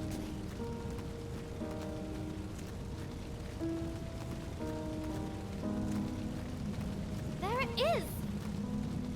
Dragonfly? Wow. Great! We've seen it! We go now? It goes! See? We go? Yes? Grace pursued the beast with little thought for her own safety. You won't get away from me again! I won't let you! Ah! No! Come back! Come back here! Oh, it's okay! It hurt you! What? Far above, the dragon circled and dove, falling fast. Run!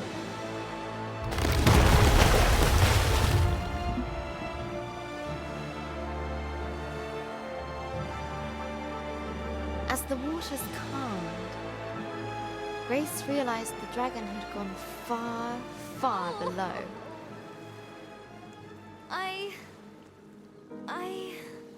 Her hope was shattered. I can't. It's okay, human. We find dragon again. Have another go, right? It's okay. Lump help. But how? Most of the pieces are gone. I can't even fix it. Look! You get on this, okay?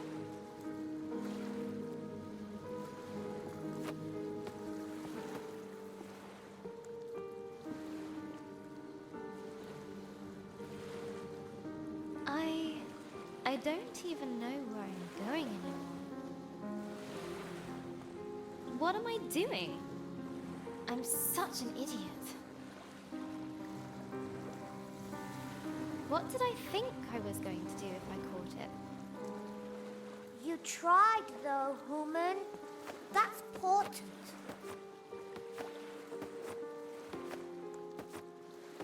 Look! One of them's little glowy things you likes. A thing! You likes things too, right? Huh? That's strange. Maybe there are some people around here after all.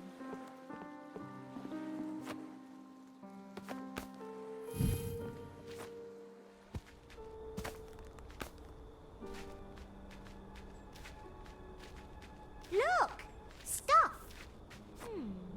All broken. Forgotten. Much sad. Maybe dragon? Clumsy, clumsy. You cold, human? A little, yes.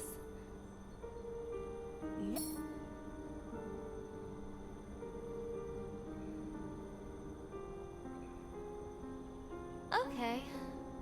I can... What's up, human? It's just... I remember collecting wood for elder.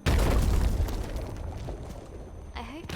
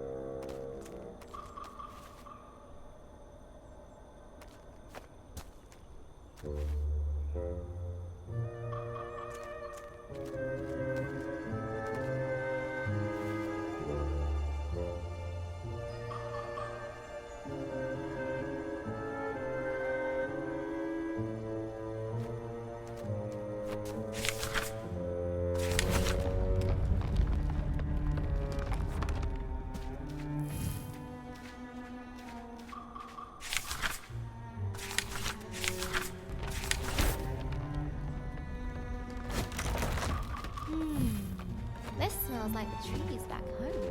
But is it as good as fruits? Is it? Woman, is it? Where do you come from, Numb?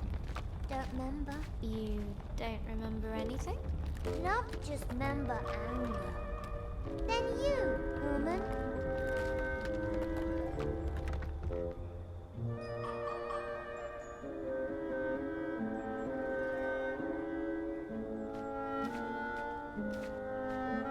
Okay, that should be enough. Okay. Here lump goes. Ancient energy stirred, reaching into the place beyond.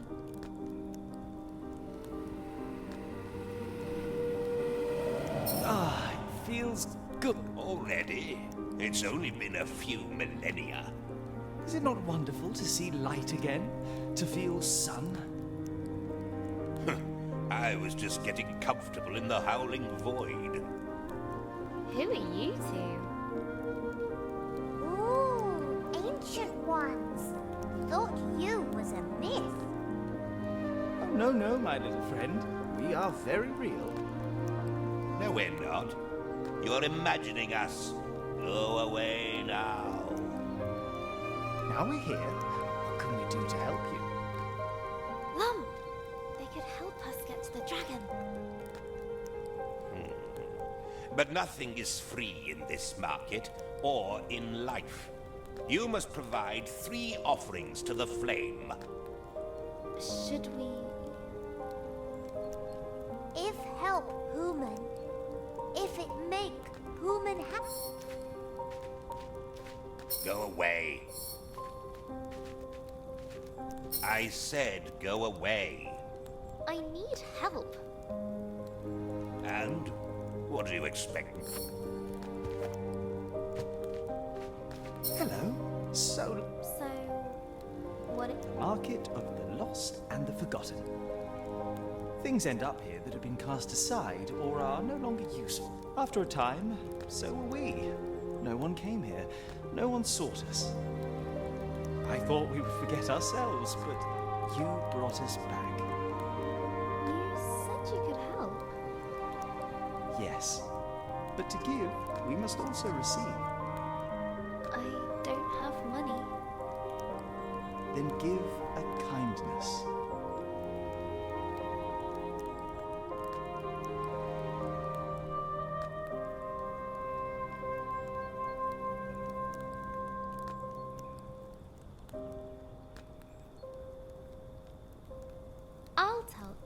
everyone about you.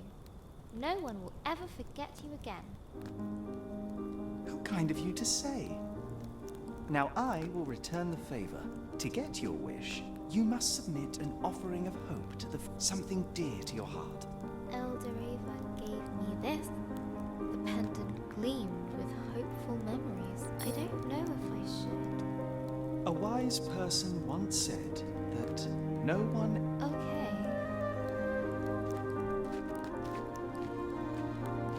A crack and a spark, and the pendant was gone in the flames.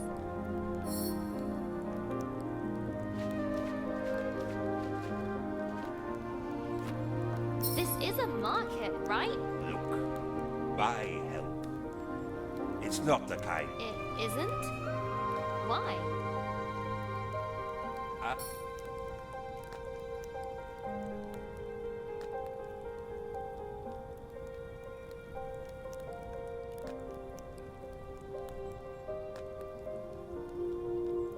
Oh.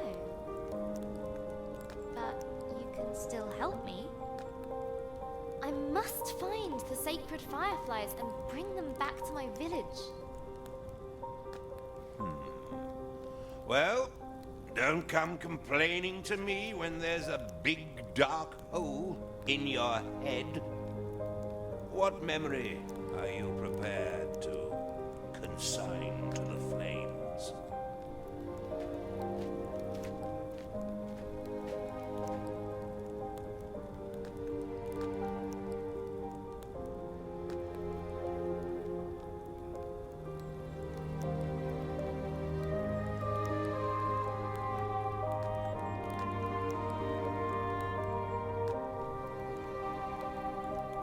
I remember.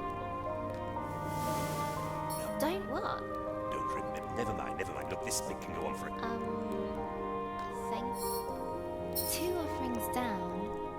1. Ooh, I don't know. Do you think they'd take another memory?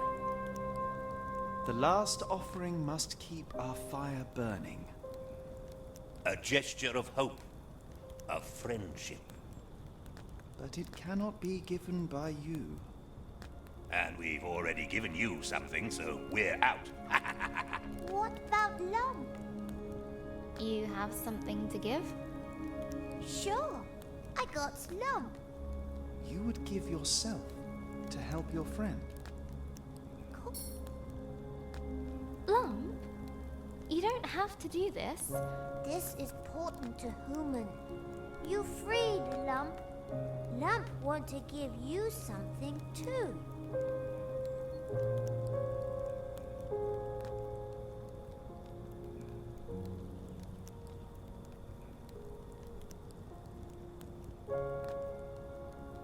I don't know what to say.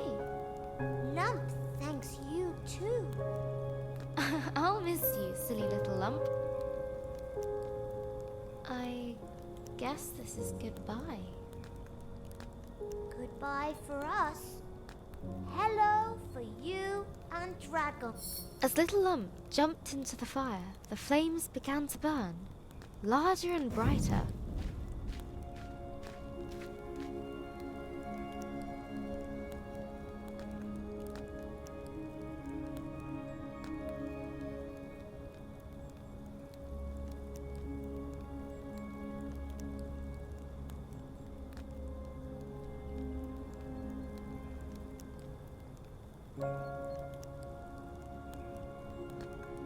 Grace felt a change come over her.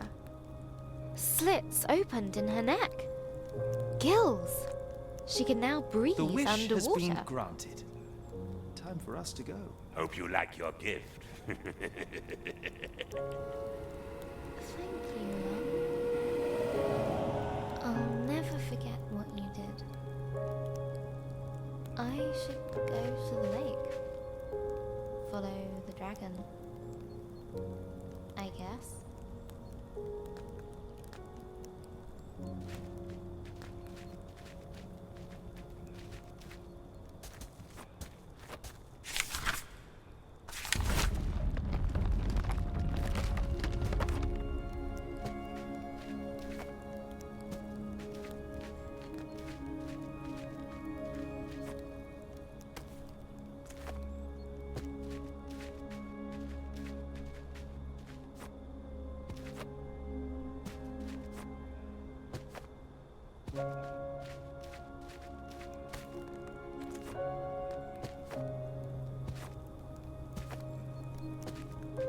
The loss of Lump weighed heavily upon her.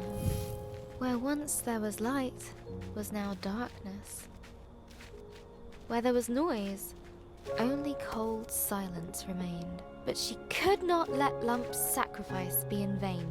She needed to get to the lake and use her newfound powers to pursue the dragon. The lake looked murky, but she had to brave its depths.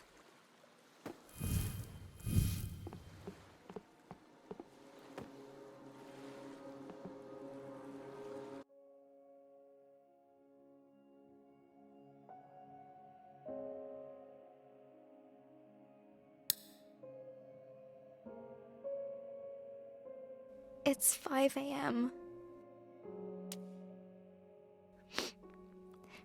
Gran died in the night.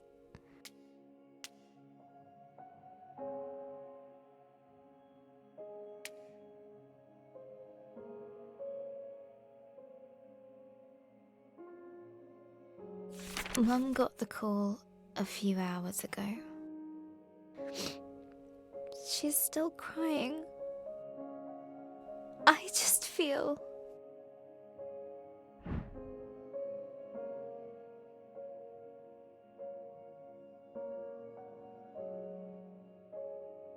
numb.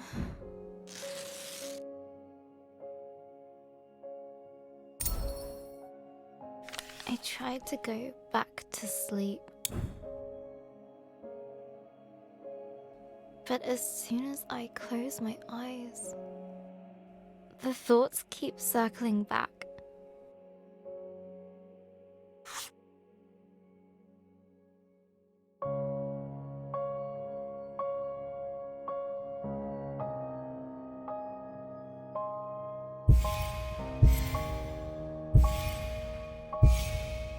We should have been there.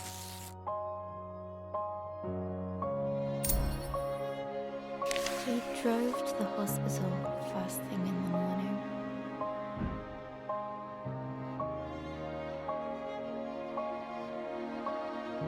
No one said much. It seemed to take forever.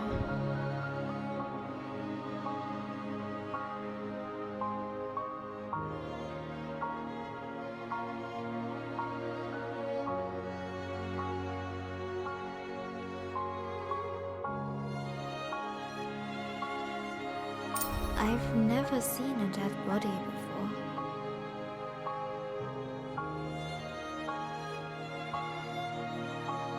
It might be scary.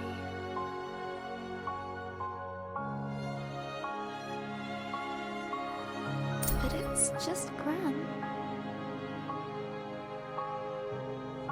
Right?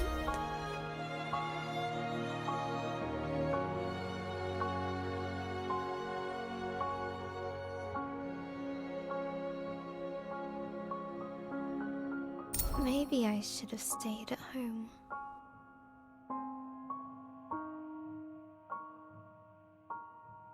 When we finally arrived, I wasn't so sure about being there at all. We went up the stairs to room 305.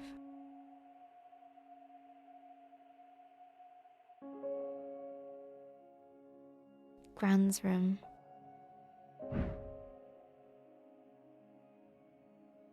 Mum gently put her hand on my back and asked me if I wanted to wait outside. I said,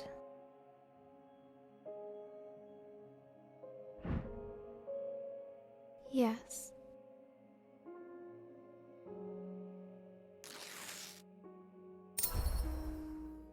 Hello again, journal. I'm sitting in the waiting room. Just rows of plastic benches in a sea of blue linoleum. And it smells like Ben's bottom cream. A little doodling should distract me from this dreary place.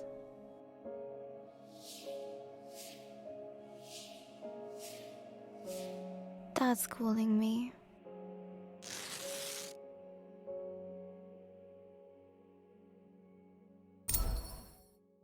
Dad had his arm round Mum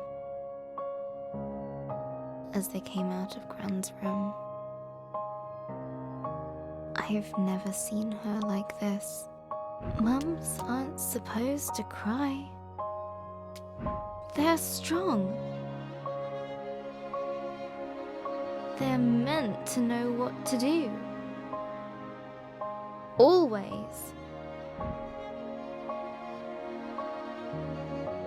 I guess losing your own mum makes you feel like a kid again. The drive home was a quiet one again. It's silly, but I keep thinking back to Gran's favourite vase, the one Grandad gave her. I was running in the house, even though Gran had told me not to.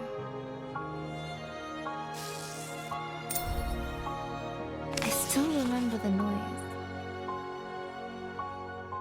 of the vase smashing into little pieces.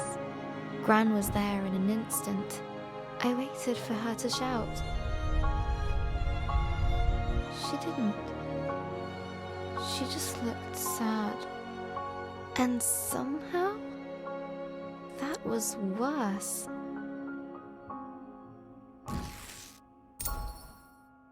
Gran wouldn't let me pick up the pieces. She found every single one.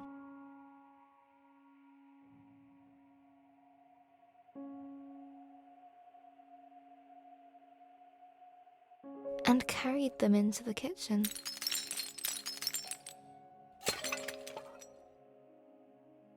Later I sneaked in with a tube of glue in hand.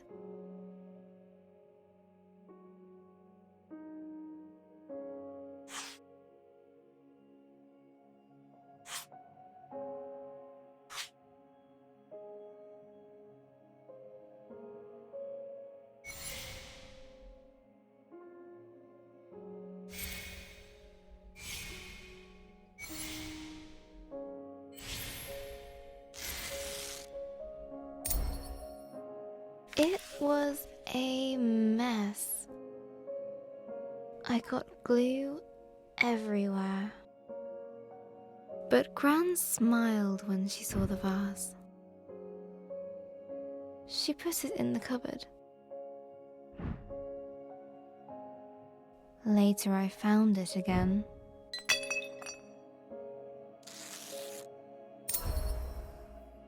When I asked her why she'd binned the vase, she smiled again. Gran always says,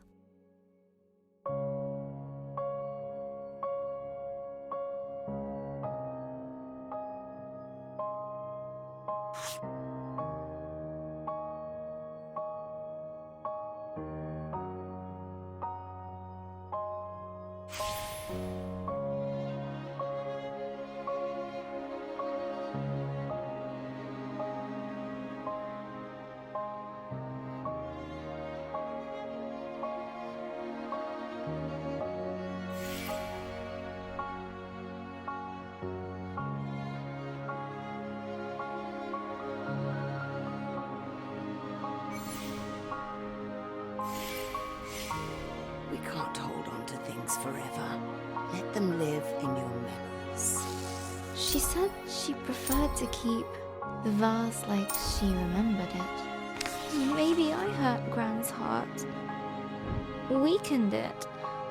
That can happen, can't it? Maybe this is all my fault. I shouldn't have run in the house. Now everything is broken. I'd started my story sooner, Gran could have read it. It might have helped. I could have fixed. I would have fixed her heart.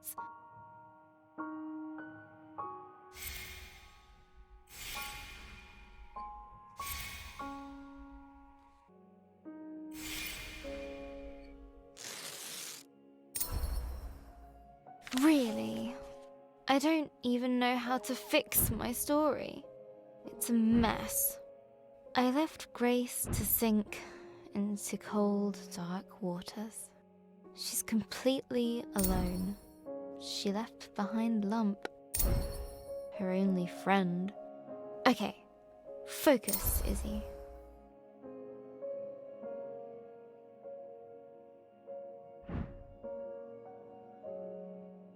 How can I continue the story?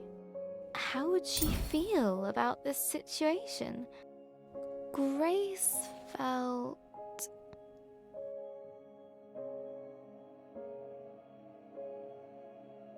ambivalent.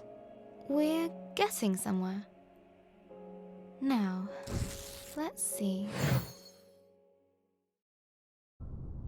The merchants had been true to their offer.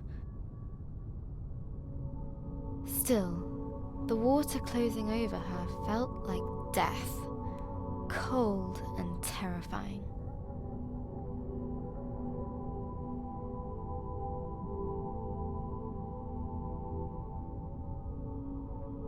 I can breathe! This feels so strange. Wish Lump could have been here. There was nothing I could have done. Was there? But there was no time to dwell on her lost friend. Grace had a dragon to find. Which way did it go?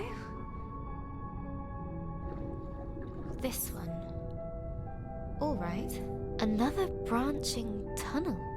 The walls were closing in. Here, I guess. Far too narrow for winged beasts. Did I guess wrong? A dead end. Oh, I knew it. Wrong tunnel. No.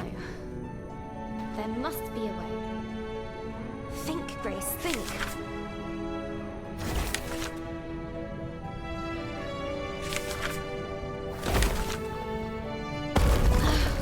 How do I get up there? Ha!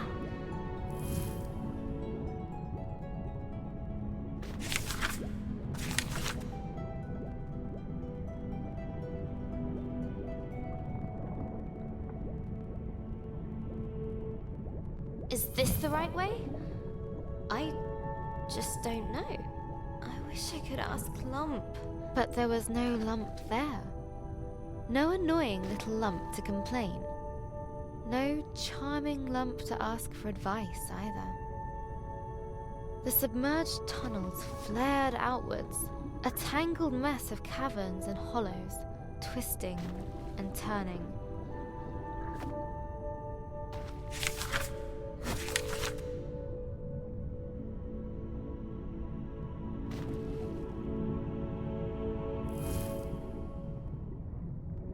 Bending with almost malicious intent.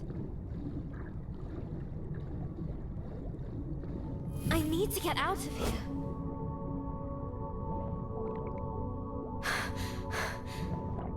Breathe, Grace, breathe. I've got to find the dragon. Get back the fireflies.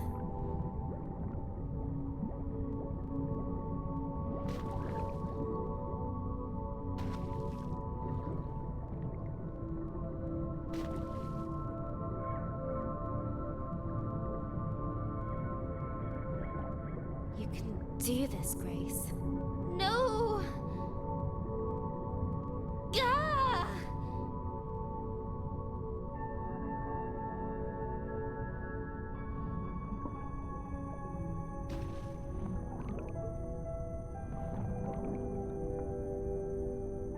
She found herself amidst a great coral bed, shimmering with color and life.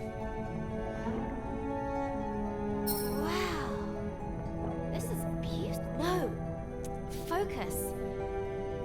I have to find the dragon.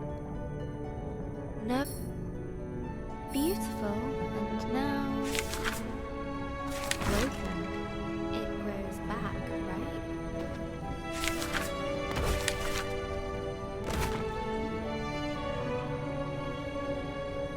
I have a dragon to find. I have to focus on that. No matter what. She spoke those words, but deep in her heart, a seed of chilling doubt took root. The color gave way to darkness, endless and all-consuming. It's cold here, robbed of sight. The pressure of the deep water on her chest. Her thoughts had only one way to go, inwards. What am I doing? I let Lump sacrifice herself for me. And for what? I don't even know where the dragon is, or where I am. I'm falling. I'm failing. Eldoreva. The village. Lump. All of them. Huh? What?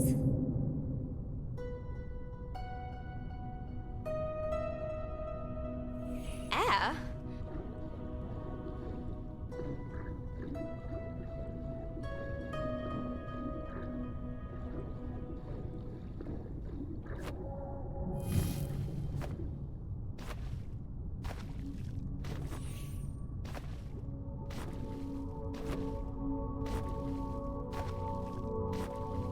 How? It doesn't matter. I need to find the dragon, no matter what.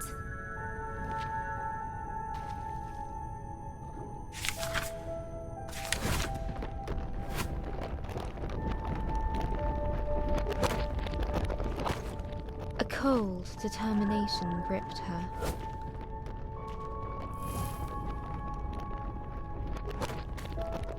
Numbing all other thoughts.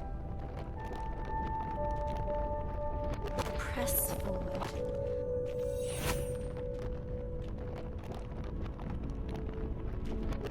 Get to the dragon.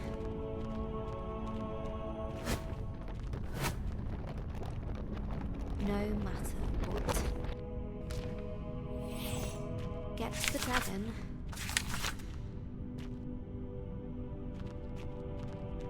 No matter what.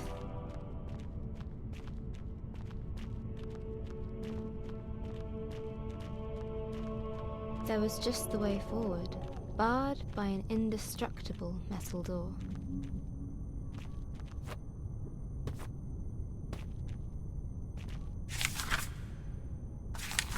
No! I need to find the dragon. Grace could no longer ignore the seed of doubt.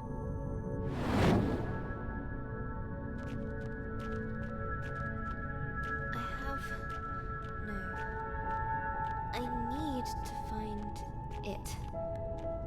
The dragon. No matter what. No matter what. The Seekin seemed friendly. Hey, have you seen the dragon? Wait.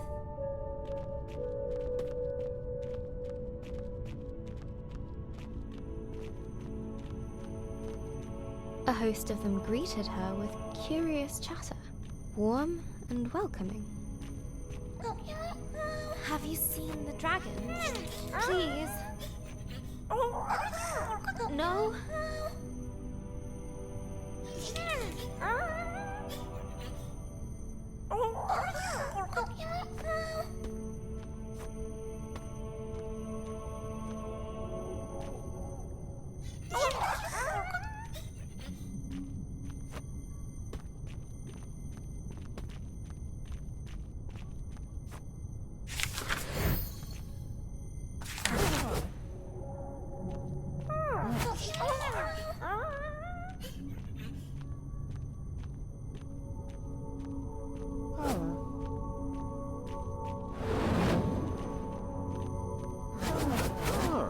But Grace had no time for this.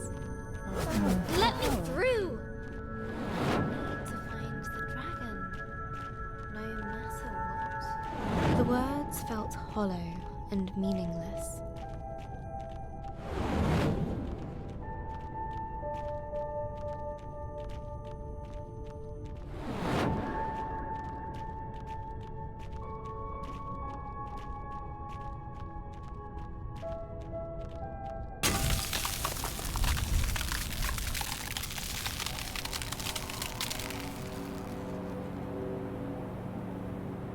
Freezing cold blanketed Grace.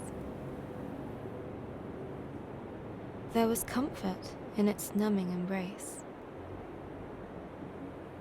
She wished she could stay.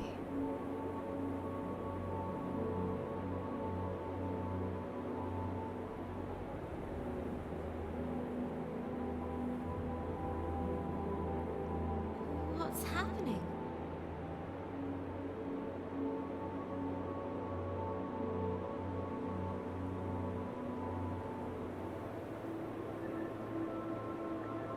Did I do this?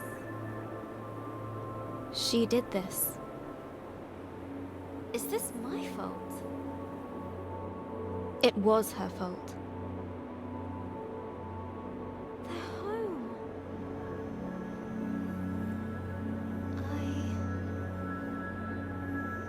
I destroyed it.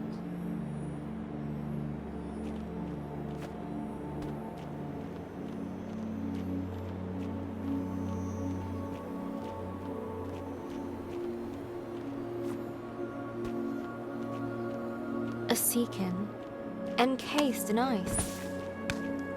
Oh no! What have I done? I'm so sorry. Please forgive me. I never wanted this. I didn't know. I should never have come. What would Elder Ava think of me? I'm so selfish.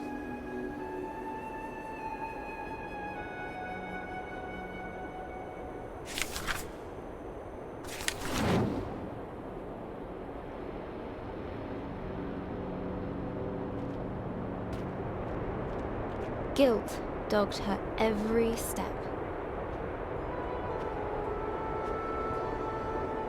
Did you make me do this?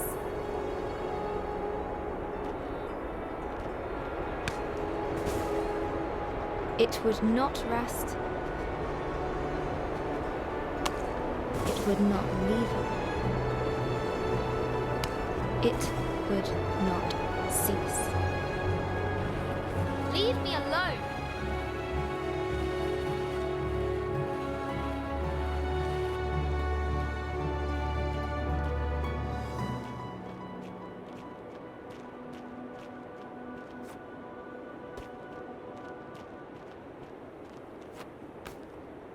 Must get away. No. That was rubbish! Let's go again.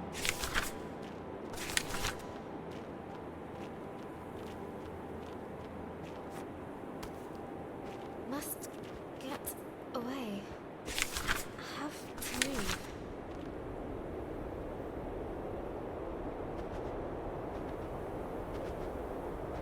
Need to escape.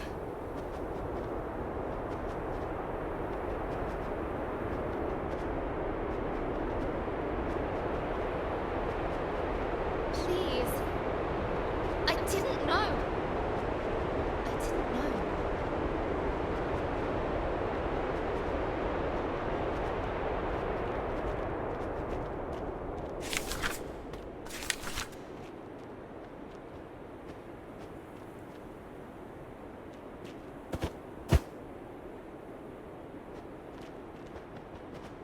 The creature looked at her as if it could see into her very soul. Under its stare, her fears crystallized like ice. She knew that she'd disappear.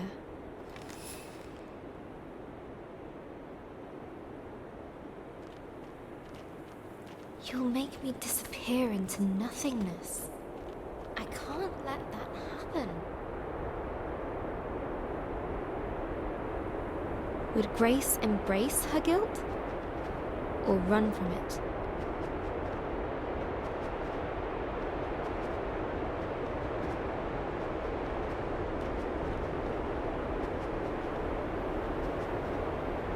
Have to fight it. Can't let it get me. Must keep moving.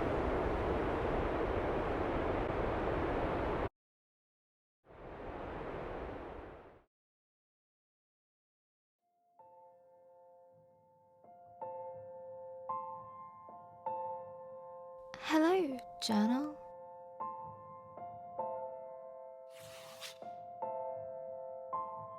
Dear Journal. Hi, Journal.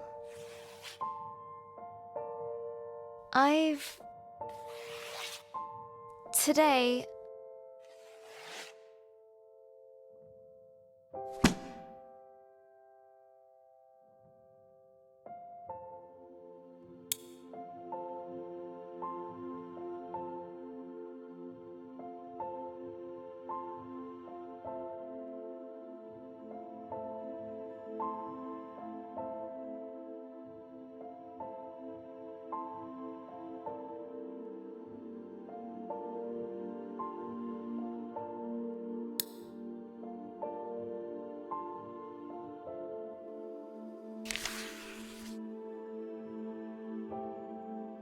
Hello, stranger. I've been thinking a lot about... My dream is to become a writer. Yeah, right. A writer who can't even write.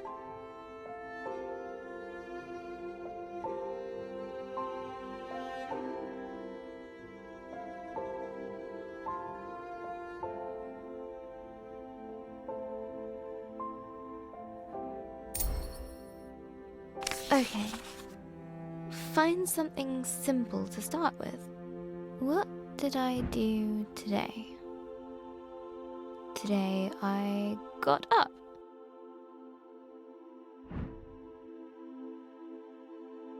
I had breakfast.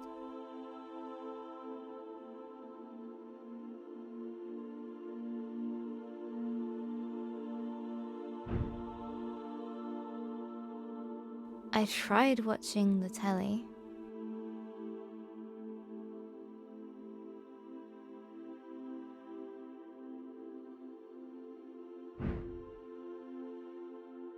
That's it. I'm going back to bed. Hi, journal. Another day. Each time I wake up, for the tiniest of moments,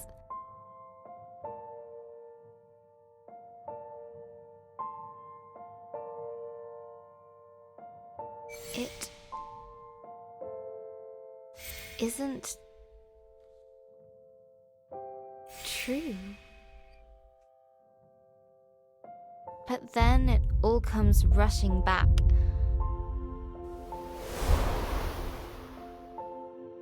It is true.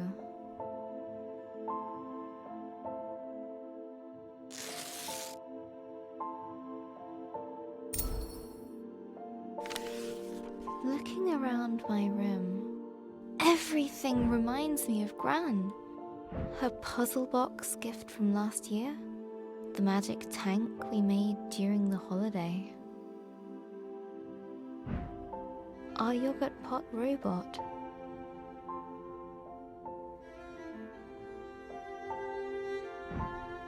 These paints Gran gave me. This pen. Even you, Journal.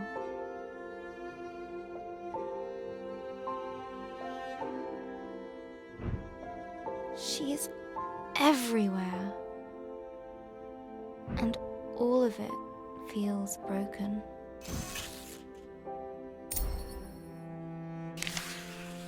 Today is Ben's birthday. Dad baked a cake.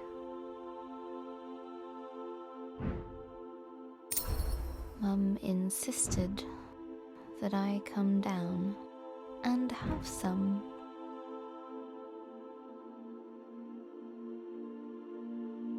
It tasted like nothing. Everything does. Mum said we need to send out invitations to the funeral. How can she think about that? She's ready to shove Gran into a box like a pet goldfish.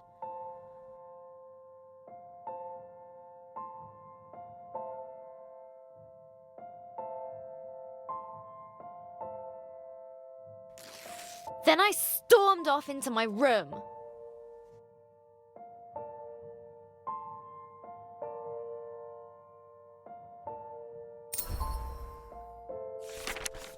Later, Dad came up for some well-meant dad talk.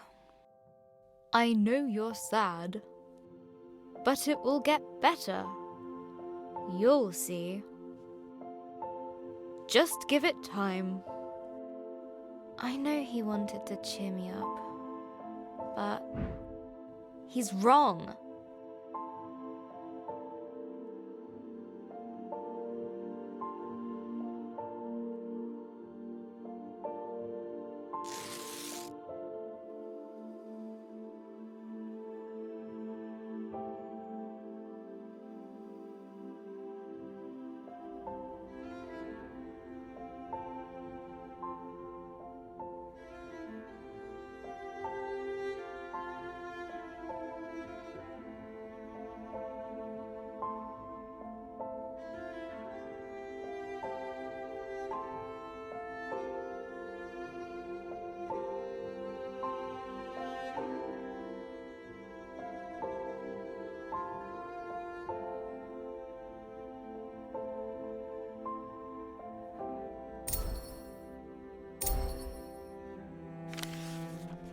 The world feels very dark now.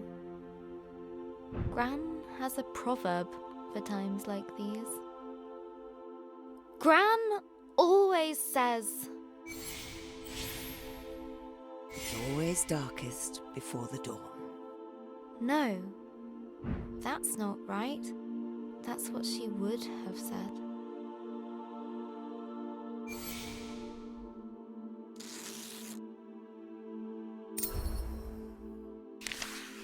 I keep thinking about all the things Gran won't get to see.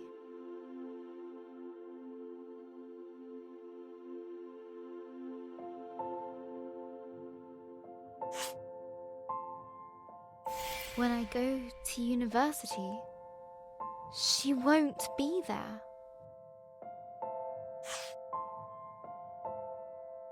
When I get my first job, she won't be there. If I get married, she won't be there. Even if that's unlikely because boys, I prefer cats. Missing Gran already feels so bad. But how could I want that feeling to go away? How could I be fine with Gran being gone? I'm going to have to feel like this forever. Thanks, Pinky. I can't stop crying. Pinky is probably getting fed up with being used as a tissue. But she never leaves my side.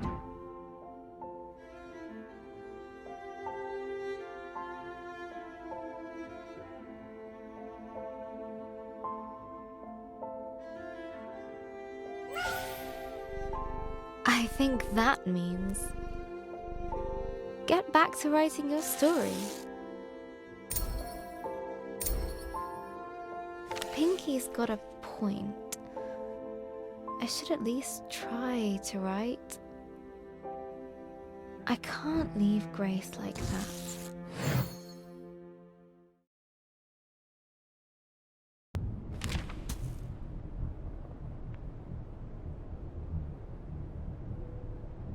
My head. Where am I? A grey void surrounded her, swallowing sound and hope. Hello? Grace guessed that if she kept moving, then surely a solution would present itself. Is someone here? Anyone? In the emptiness around her, she found a hut, a palace, hope. I don't know what comes next. It's so cold here, so empty. Just nothingness. I can't find the words. I'm never going to find the dragon. Or the fireflies. They won't come. The words just won't come anymore. I don't know where I am, how to get out, or even where I'm going. Pointless. What kind of writer can't find the words? I messed everything up. Let's try this again. Grace awoke under an old tree in an unfamiliar land. I don't know if I can do this anymore.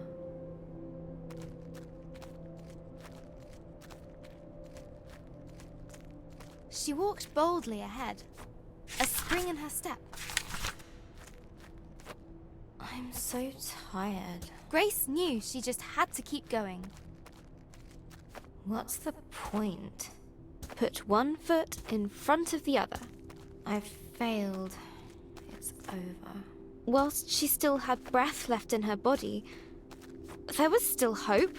This is all my fault. I should just stop.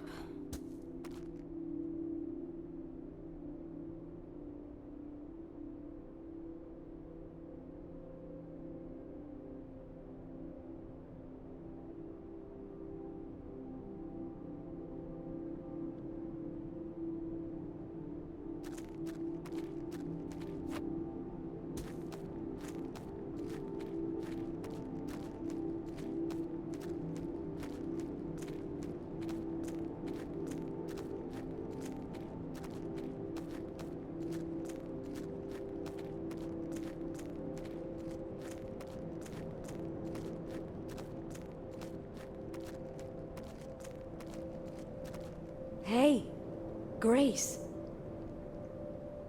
Leave me. Just leave me. Psst, here. Where?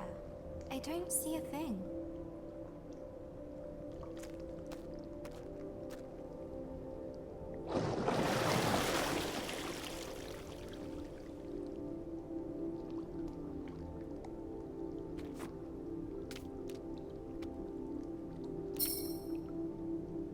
I'm right here. Always was, always will be. I don't understand. And I don't care. You don't? No. Just leave. I'm meant to be alone. Forever alone and useless. You know I'm right below you. I'm not good company right now. You don't need to be. Why don't you tell me how you came to be here? It sounds silly when I say it now. I lost a dragon, and now...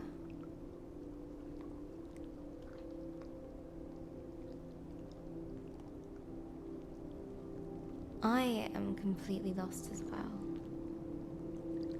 Yes, you do look a little lost. That's not entirely helpful. You seem to think that it's wrong to be lost. Well, isn't it? Everyone feels a little lost sometimes, even me. That sounds wrong. Just wrong. I don't mind it, actually. Do you? Well, yes. I usually know what to do and where to go. So, if someone else were lost, what would you tell them to do? I'd tell them not to give up and find help. How about taking your own advice? I guess it's easier to give advice than take it. Could you get me someplace else? Let me see if I can help you out there. Patience.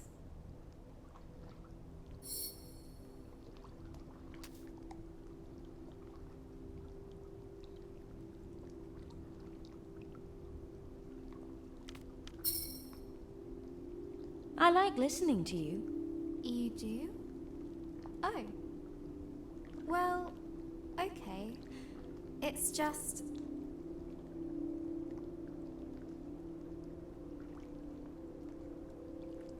I completely messed everything up. I just don't know what to do next. But at some point you knew, right? You had purpose, hope. Yes! I knew exactly what I needed to do. I had to stop the dragon. Return the fireflies. Save the village. And you couldn't do those things? I tried. But I just ended up doing everything wrong. Everything? Are you sure about that? Well... Think back. Okay. Maybe not everything. Go on.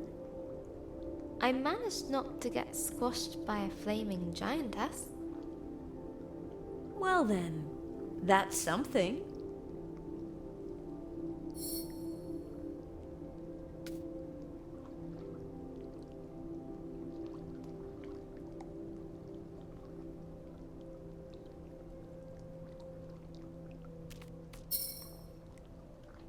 There's something I want to ask you. Go on. It's difficult. I'll wait.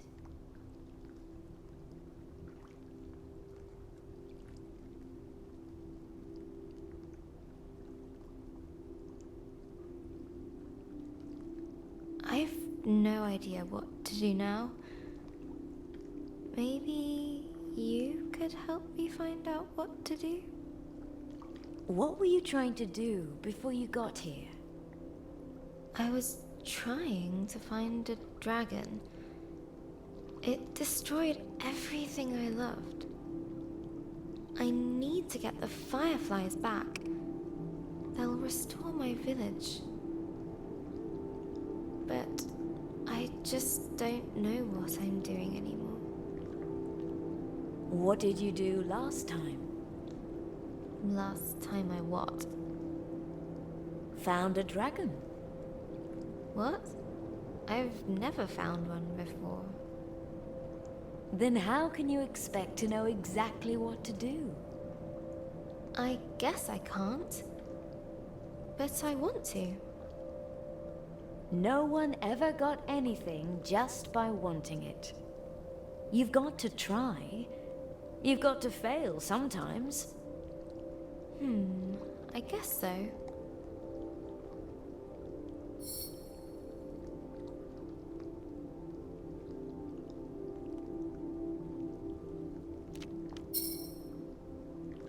I want to know one more thing. You sound a lot better. I do? I guess I feel better. Well then, time to set course. It's nice of you to listen to me. Anytime. So, anything else?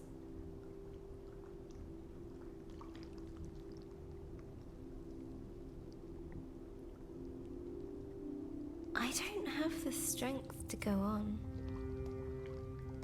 That's okay. It's not. People are relying on me.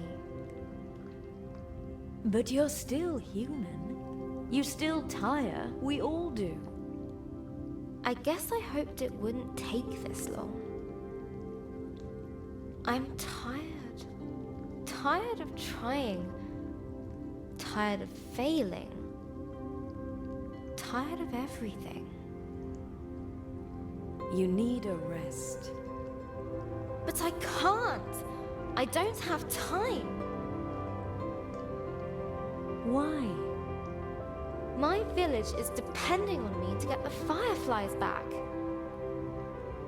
That sounds like quite a tiring thing to do. Well, yes. Want to take a rest together? That sounds nice.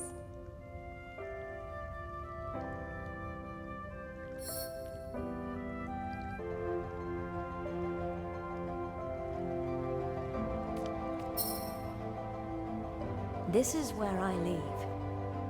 But You're not alone. You are loved. Be kind to yourself.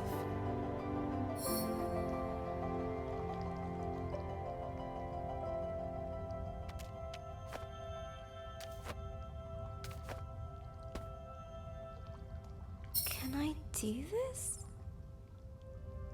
Yes. Be your own light in the darkness.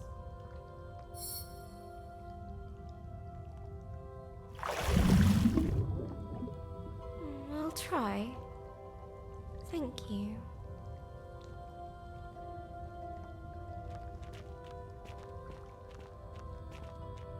Here we go. Again.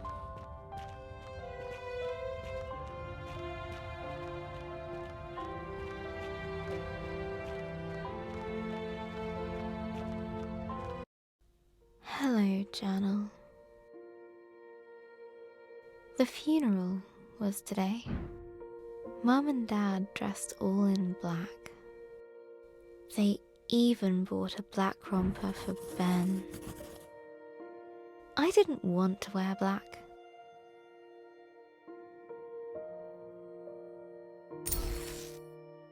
Gran thought black was depressing. That life was dark enough already.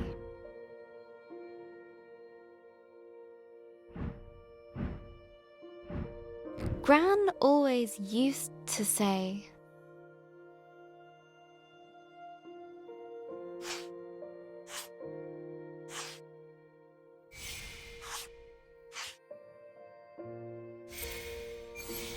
Colors are the music of nature. I'm starting to see what she meant.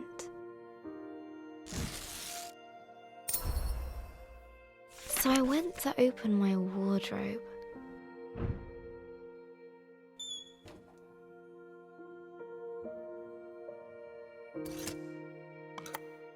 There it was. I hadn't worn it for years. I remember Gran saying it was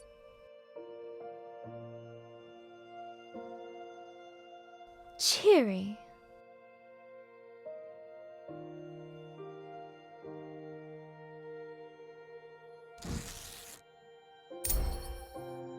The funeral was outside. In the memorial garden. The sun was shining. The birds were singing. It was like they didn't know.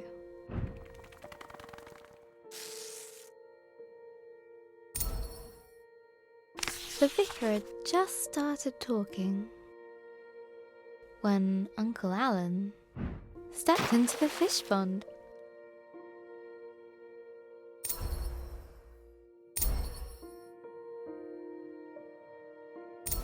I couldn't help but imagine Gran caring more about the fish than Uncle Alan.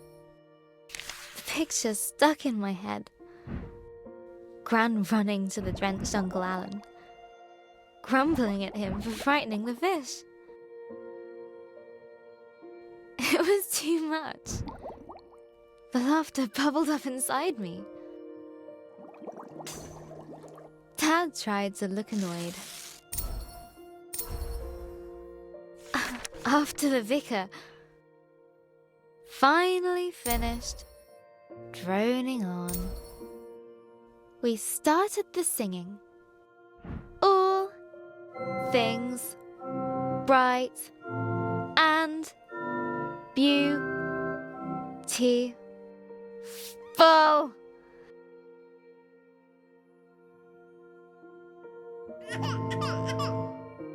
Ben started wailing. No, howling. Dad took him out.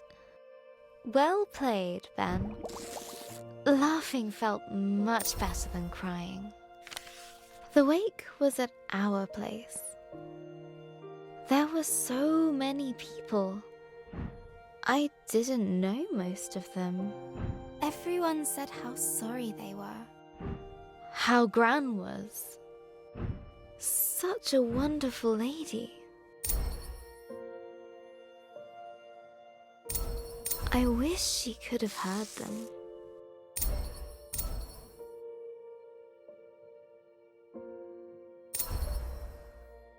Everyone had a story about Gran.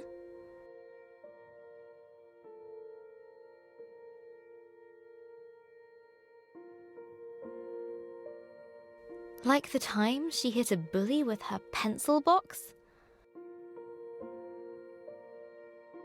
Or when she saved a toad that had hurt its leg.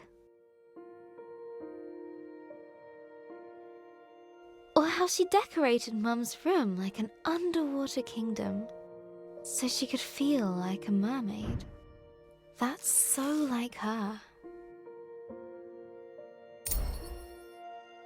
One old lady told me how they used to bunk off work and go to the Glastonbury Music Festival.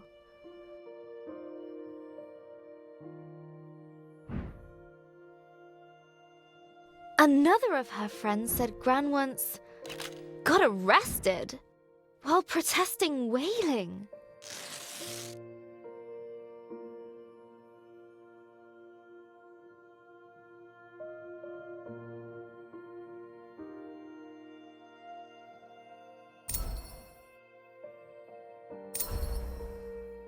I expected this day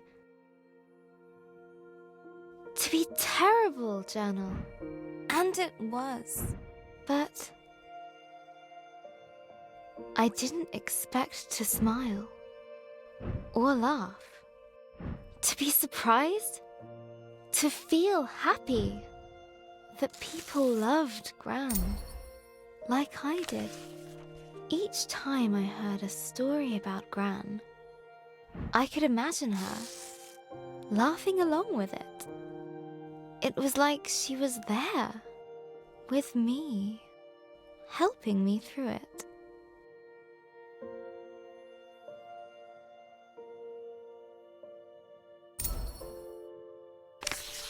still feel in pieces journal.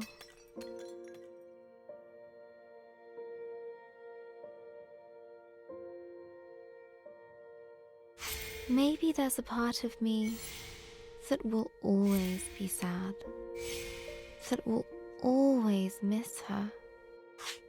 But maybe that's okay. And that's the way it should be.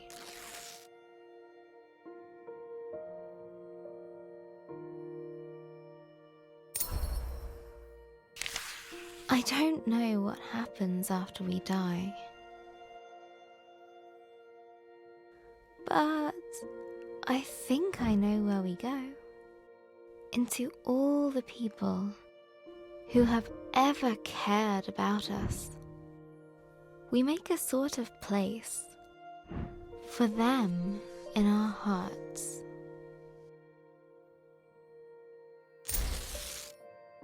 I need to finish Grace's story.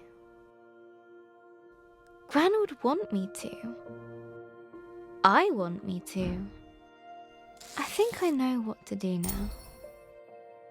Let's summarize. After the dragon attacked her village, the kind Grace set out to return the fireflies. On her travels, she met a grumpy djinn guarding a fallen city of warriors, and found a lonely fire creature named Lump. They became friends. But then, Lump needed to stay behind with the ancient ones in exchange for the gift of water breathing. Deep under the water, inside the lost Seekin Palace, chased by the shadow of remorse, Grace had her big moment of doubt, but she pulled through it all.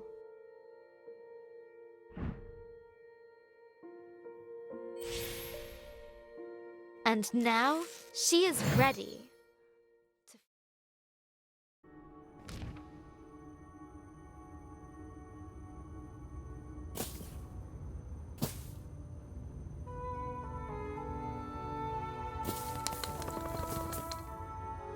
You. I thought I couldn't face you, but I couldn't face myself. I know you'll always be there. Maybe that's okay. You're part of this adventure. Part of me. Thank you.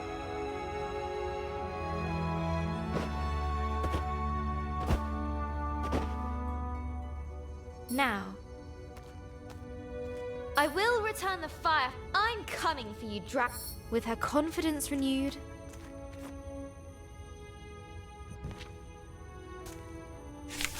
a newfound power coursed through her.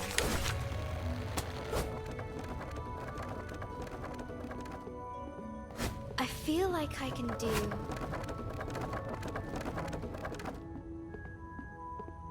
anything.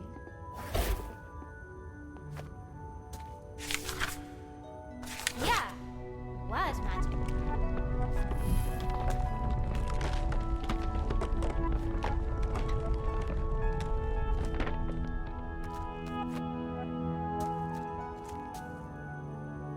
Light as a feather.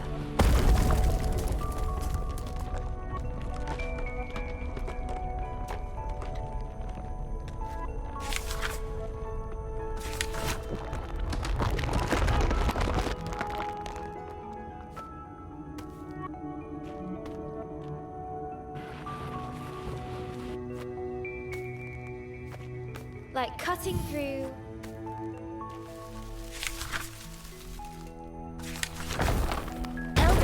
crabapple pie. The world welcomed her.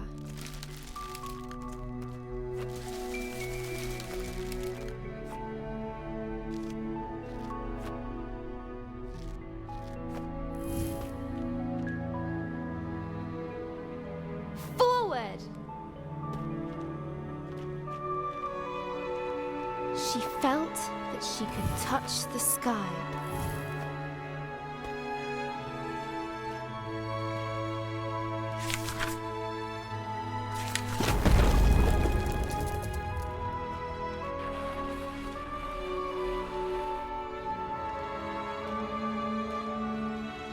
A tall tower loomed overhead. Many moons had shone above since first it was built. Another obstacle? Ha!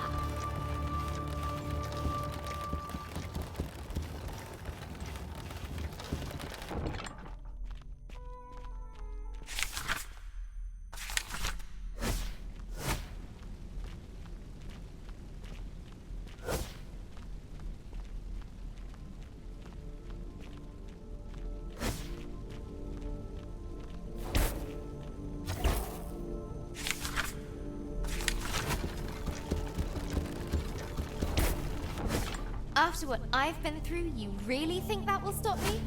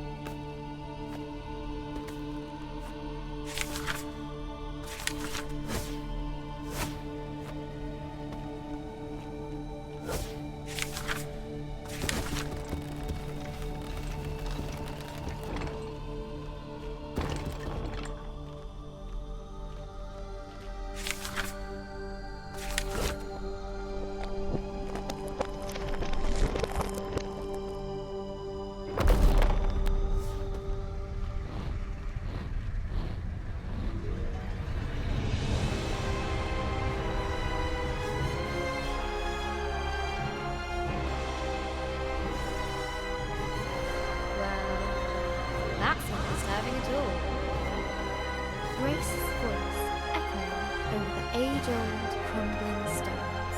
A lone figure stood, unbowed, defiant. It drew her to it. Her foe rose before her. No breath in its body, but no less terrifying.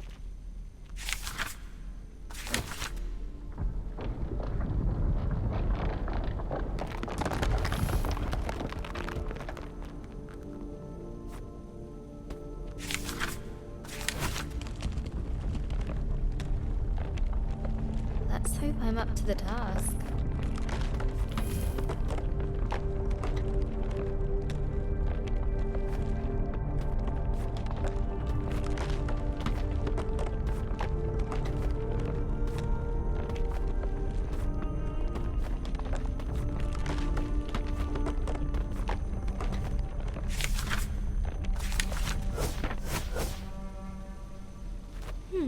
What now?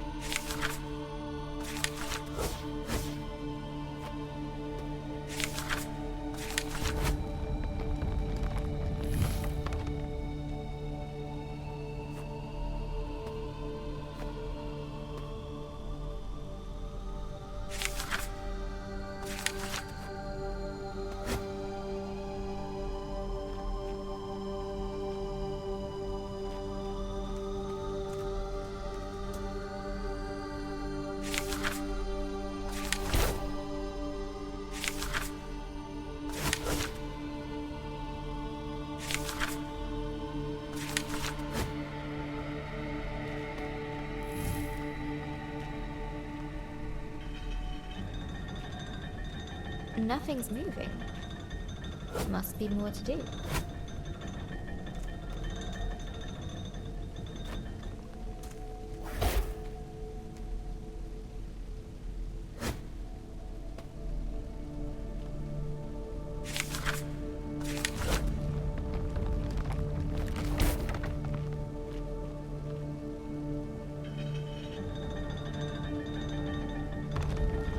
it!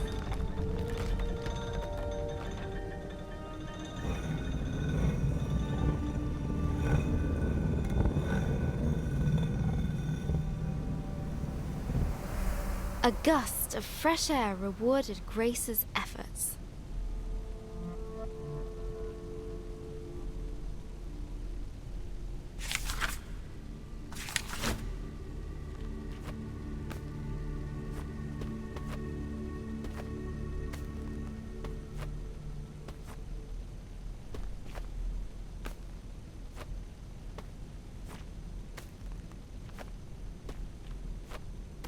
As she rose up the stairs,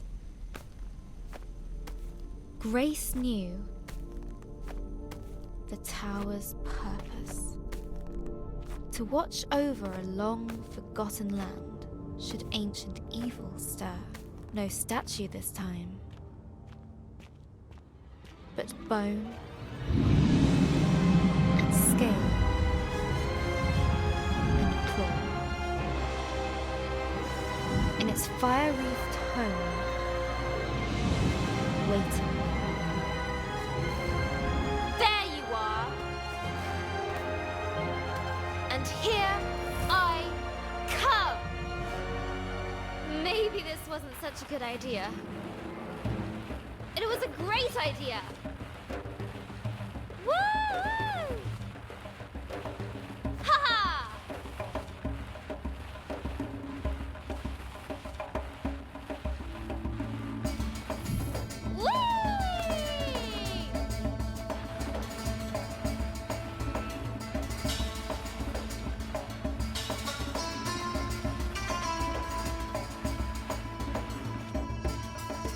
Round 2. Yeah! The world darkened around Grace. She had reached the Dragon's Mountain.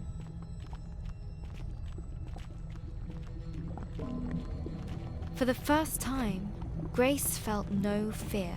She knew she had all she needed.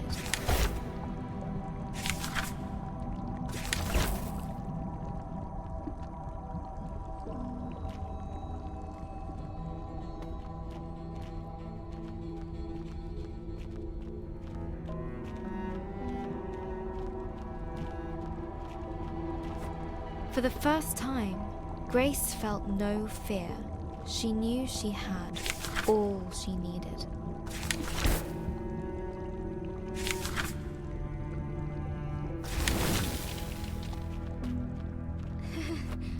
Feels warm on my soles. Before her, a molten sea stretched into the distance. It did not slow her down. I laugh in the face of lava.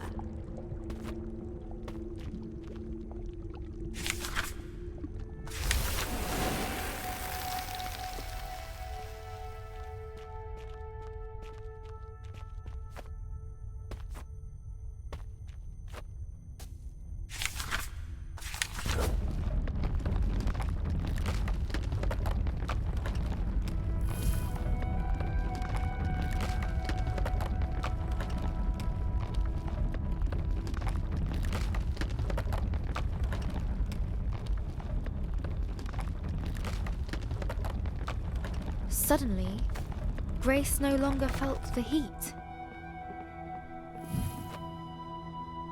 In its stead, a cold dread I think I can crept get up it right her this spine. time.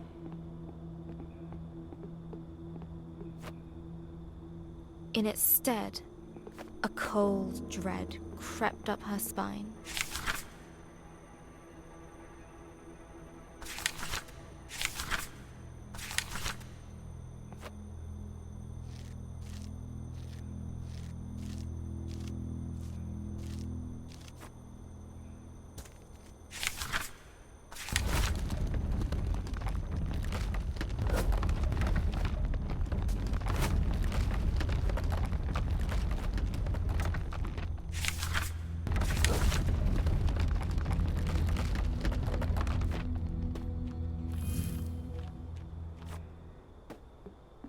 This looks like my village.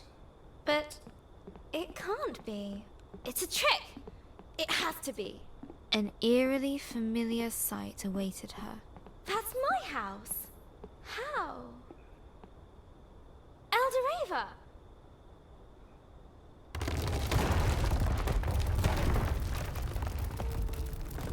No! Wait! Come back! Oh, no! No, no! Only emptiness remained. Only emptiness remained. Only emptiness remained. Her thoughts raced ahead of her. This can't be real. A trick. I can't let it be real.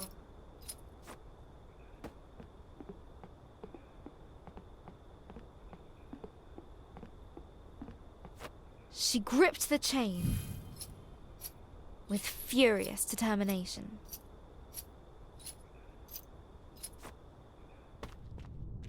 I know you're there!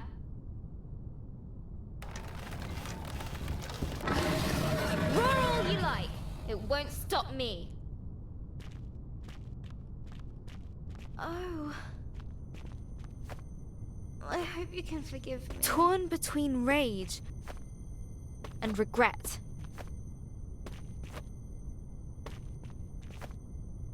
Grace pushed ever upwards.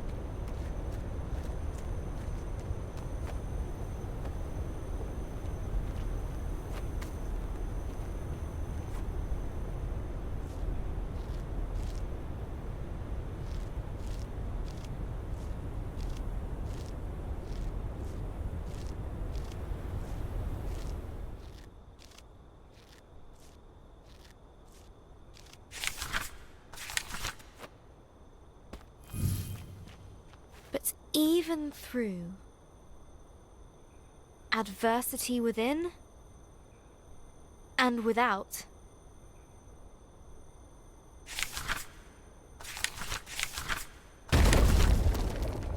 her determination shone bright.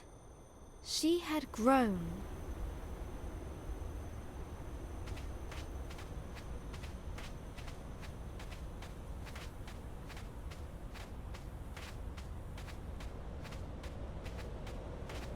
I hope you find your peace.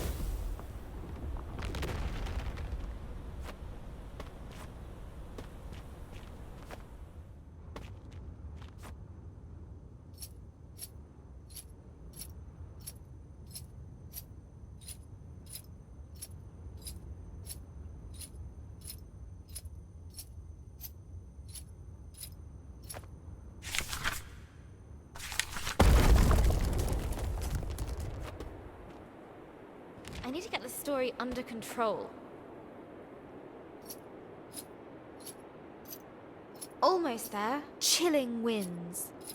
shook her to the bone. Still she climbed.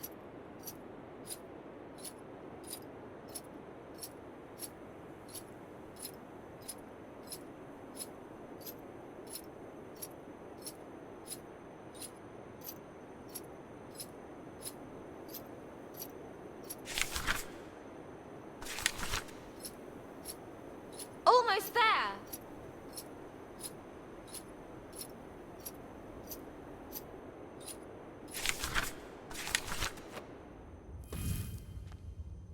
Let me through, and let's finish this.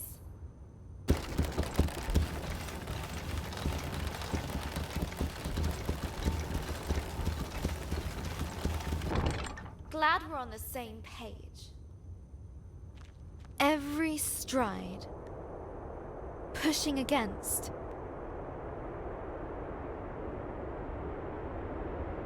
Storm and snow.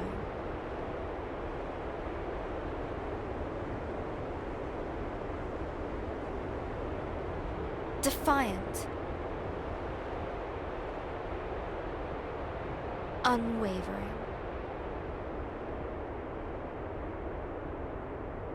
One step after the other.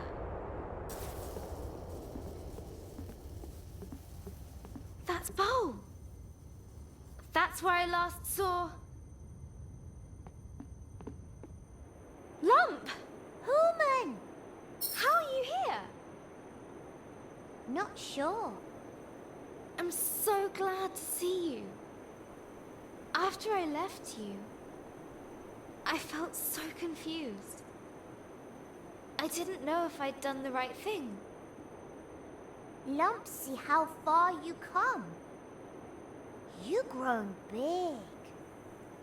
Lump did right thing. Don't go! Have to, Grace. But we'll always be there in the remembering. I'll make sure to keep you there. Goodbye, little lump.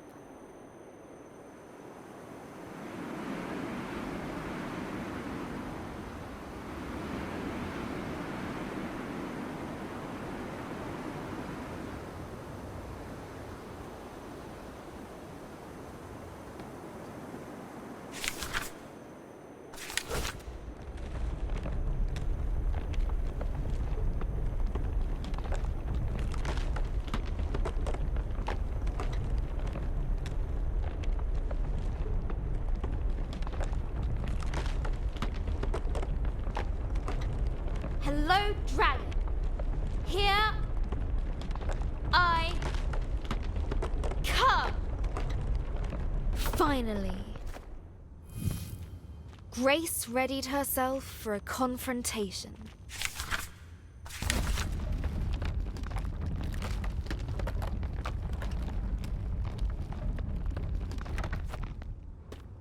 Right. This is it. Hello? Bit of an anticlimax. When she first set out, Grace wanted to return the sacred fireflies to their rightful home.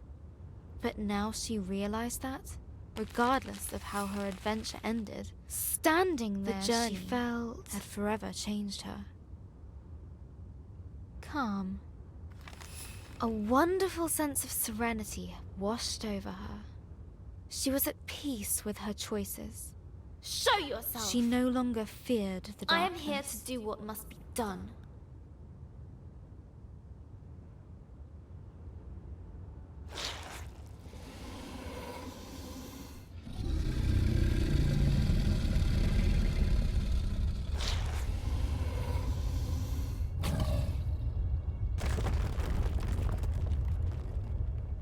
Are you indeed?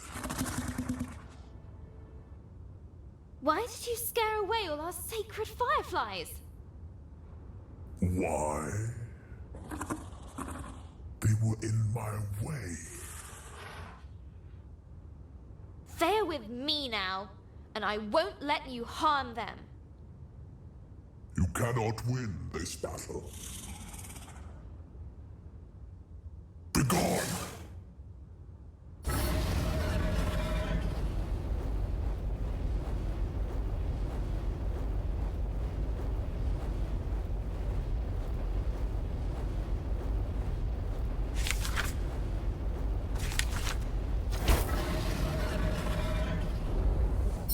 am the Unmaker, the Ender of Worlds.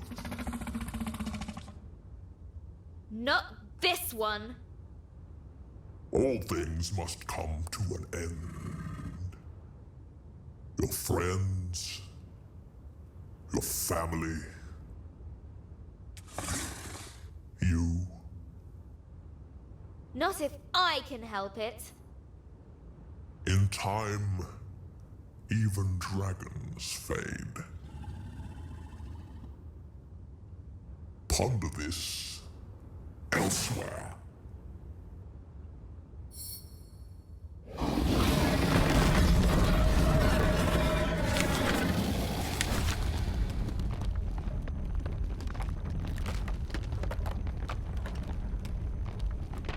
One person can make a difference. I know that now.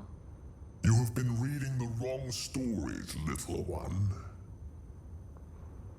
Sometimes things just end.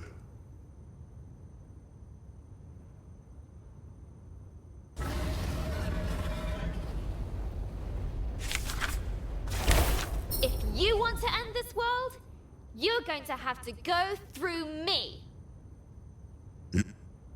You've never met resistance before, have you? You can't hurt me, and I can't hurt you. And what is your solution, little one? I'm not sure. Maybe just talk it out?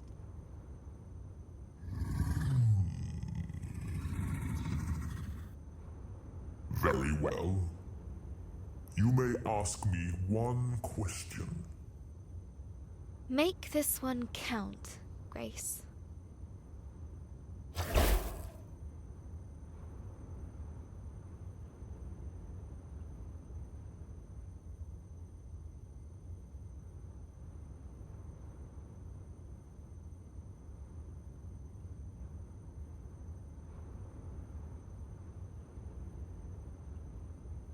Do you really want to do it? Destroy this world? Want? This is not about what I want. It is about what is. Then what do you want? I am feared. If I could want, I would not want that. But I cannot choose my wants, no more than I can choose my purpose. Still, when I rest, when I dream, that is good.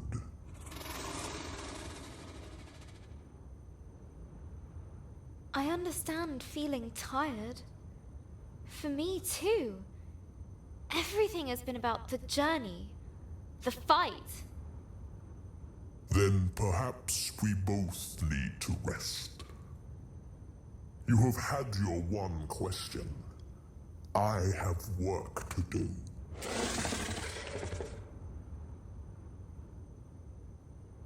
Please!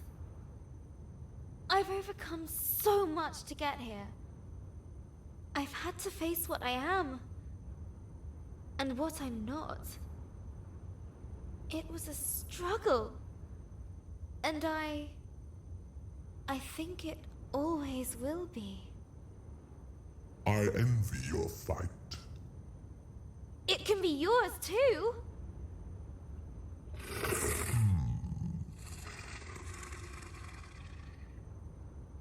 You can change things. No!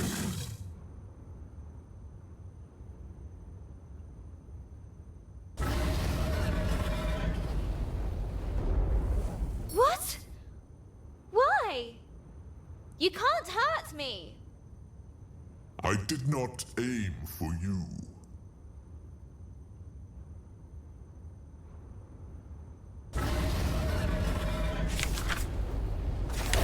Some things are not to be changed.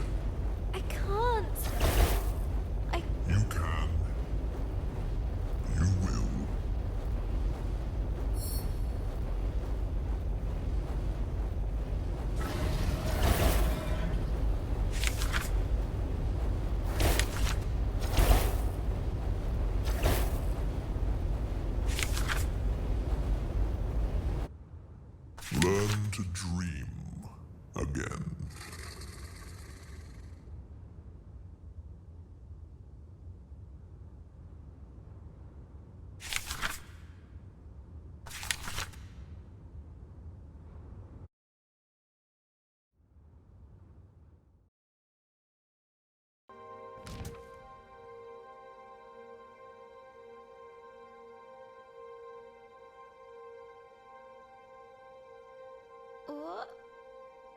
What happened?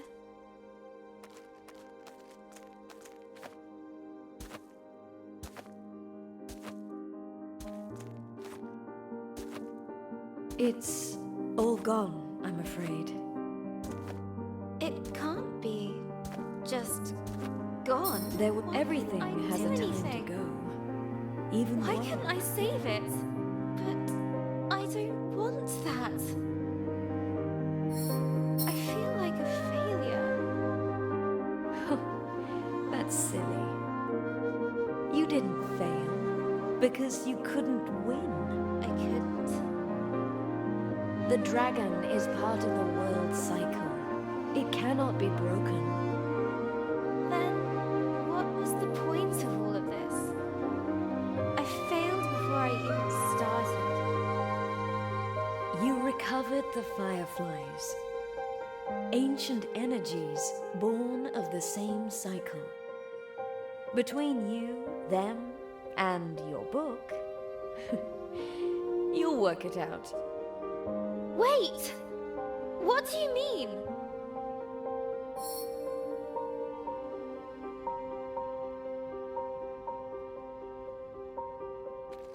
Come back! Please come back.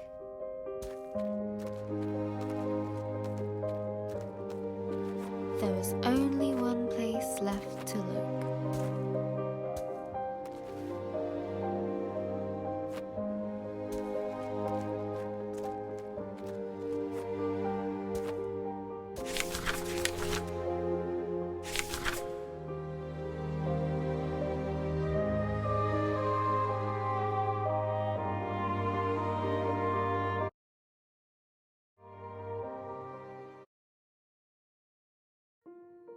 Astoria was gone, but the fireflies still remained, waiting for a new beginning. You're rebuilding the world, aren't you? And you're starting with my memories.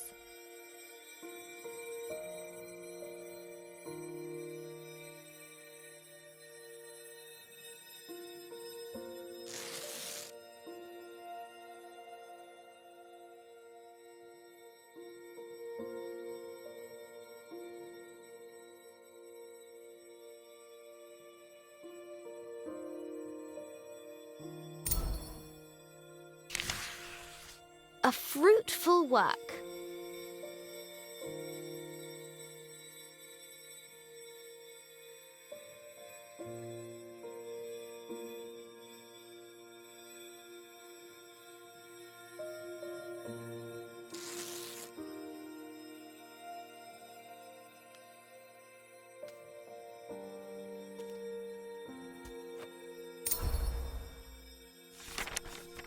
A remembrance of home.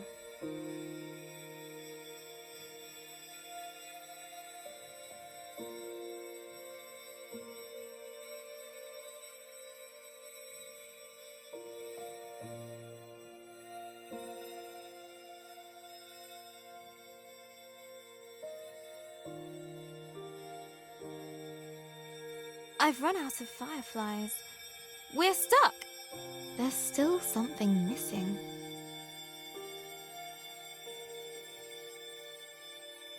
Hey, you're still here, Firefly. Can you help? That's it, Firefly. Now you're ready for a new story. And I have to say goodbye too. Thank you, Firefly.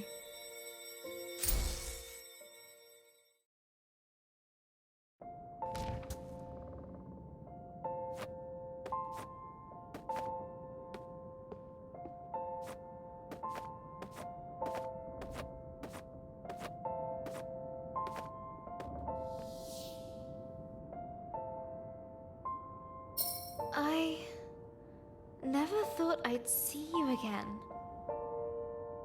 But you're not really here, are you?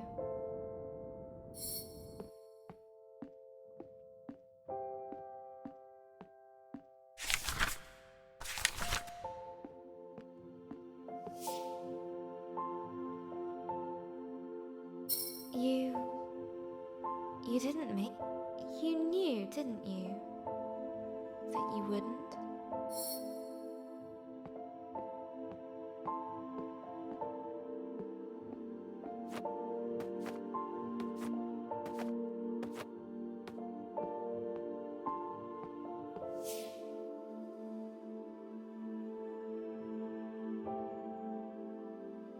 That's why the firefly came to me. They knew too. So, these are my memories of you.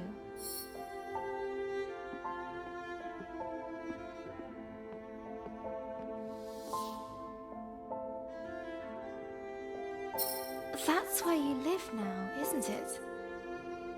Within me. I'll hold you close. I'll take you with me.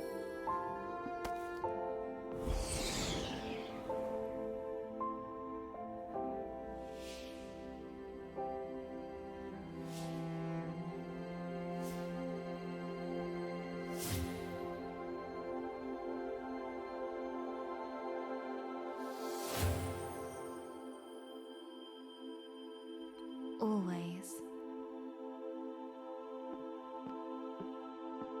Let's see what adventures lie ahead.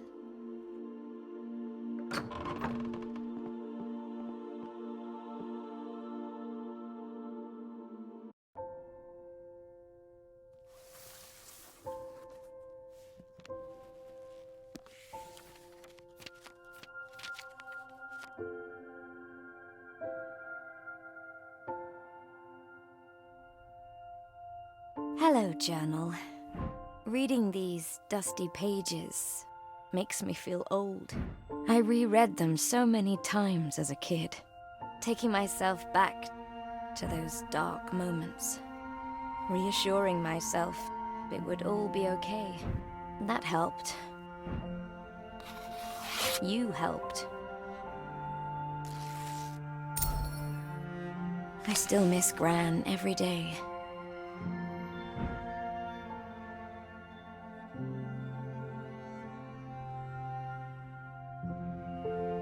Sometimes I hear her laugh in the back of my mind. Abby reminds me of her.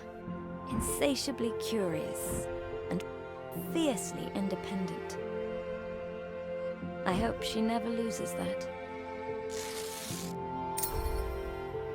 Mum's coming to live with us for a bit. I hope her and Abby are going to make some memories of their own.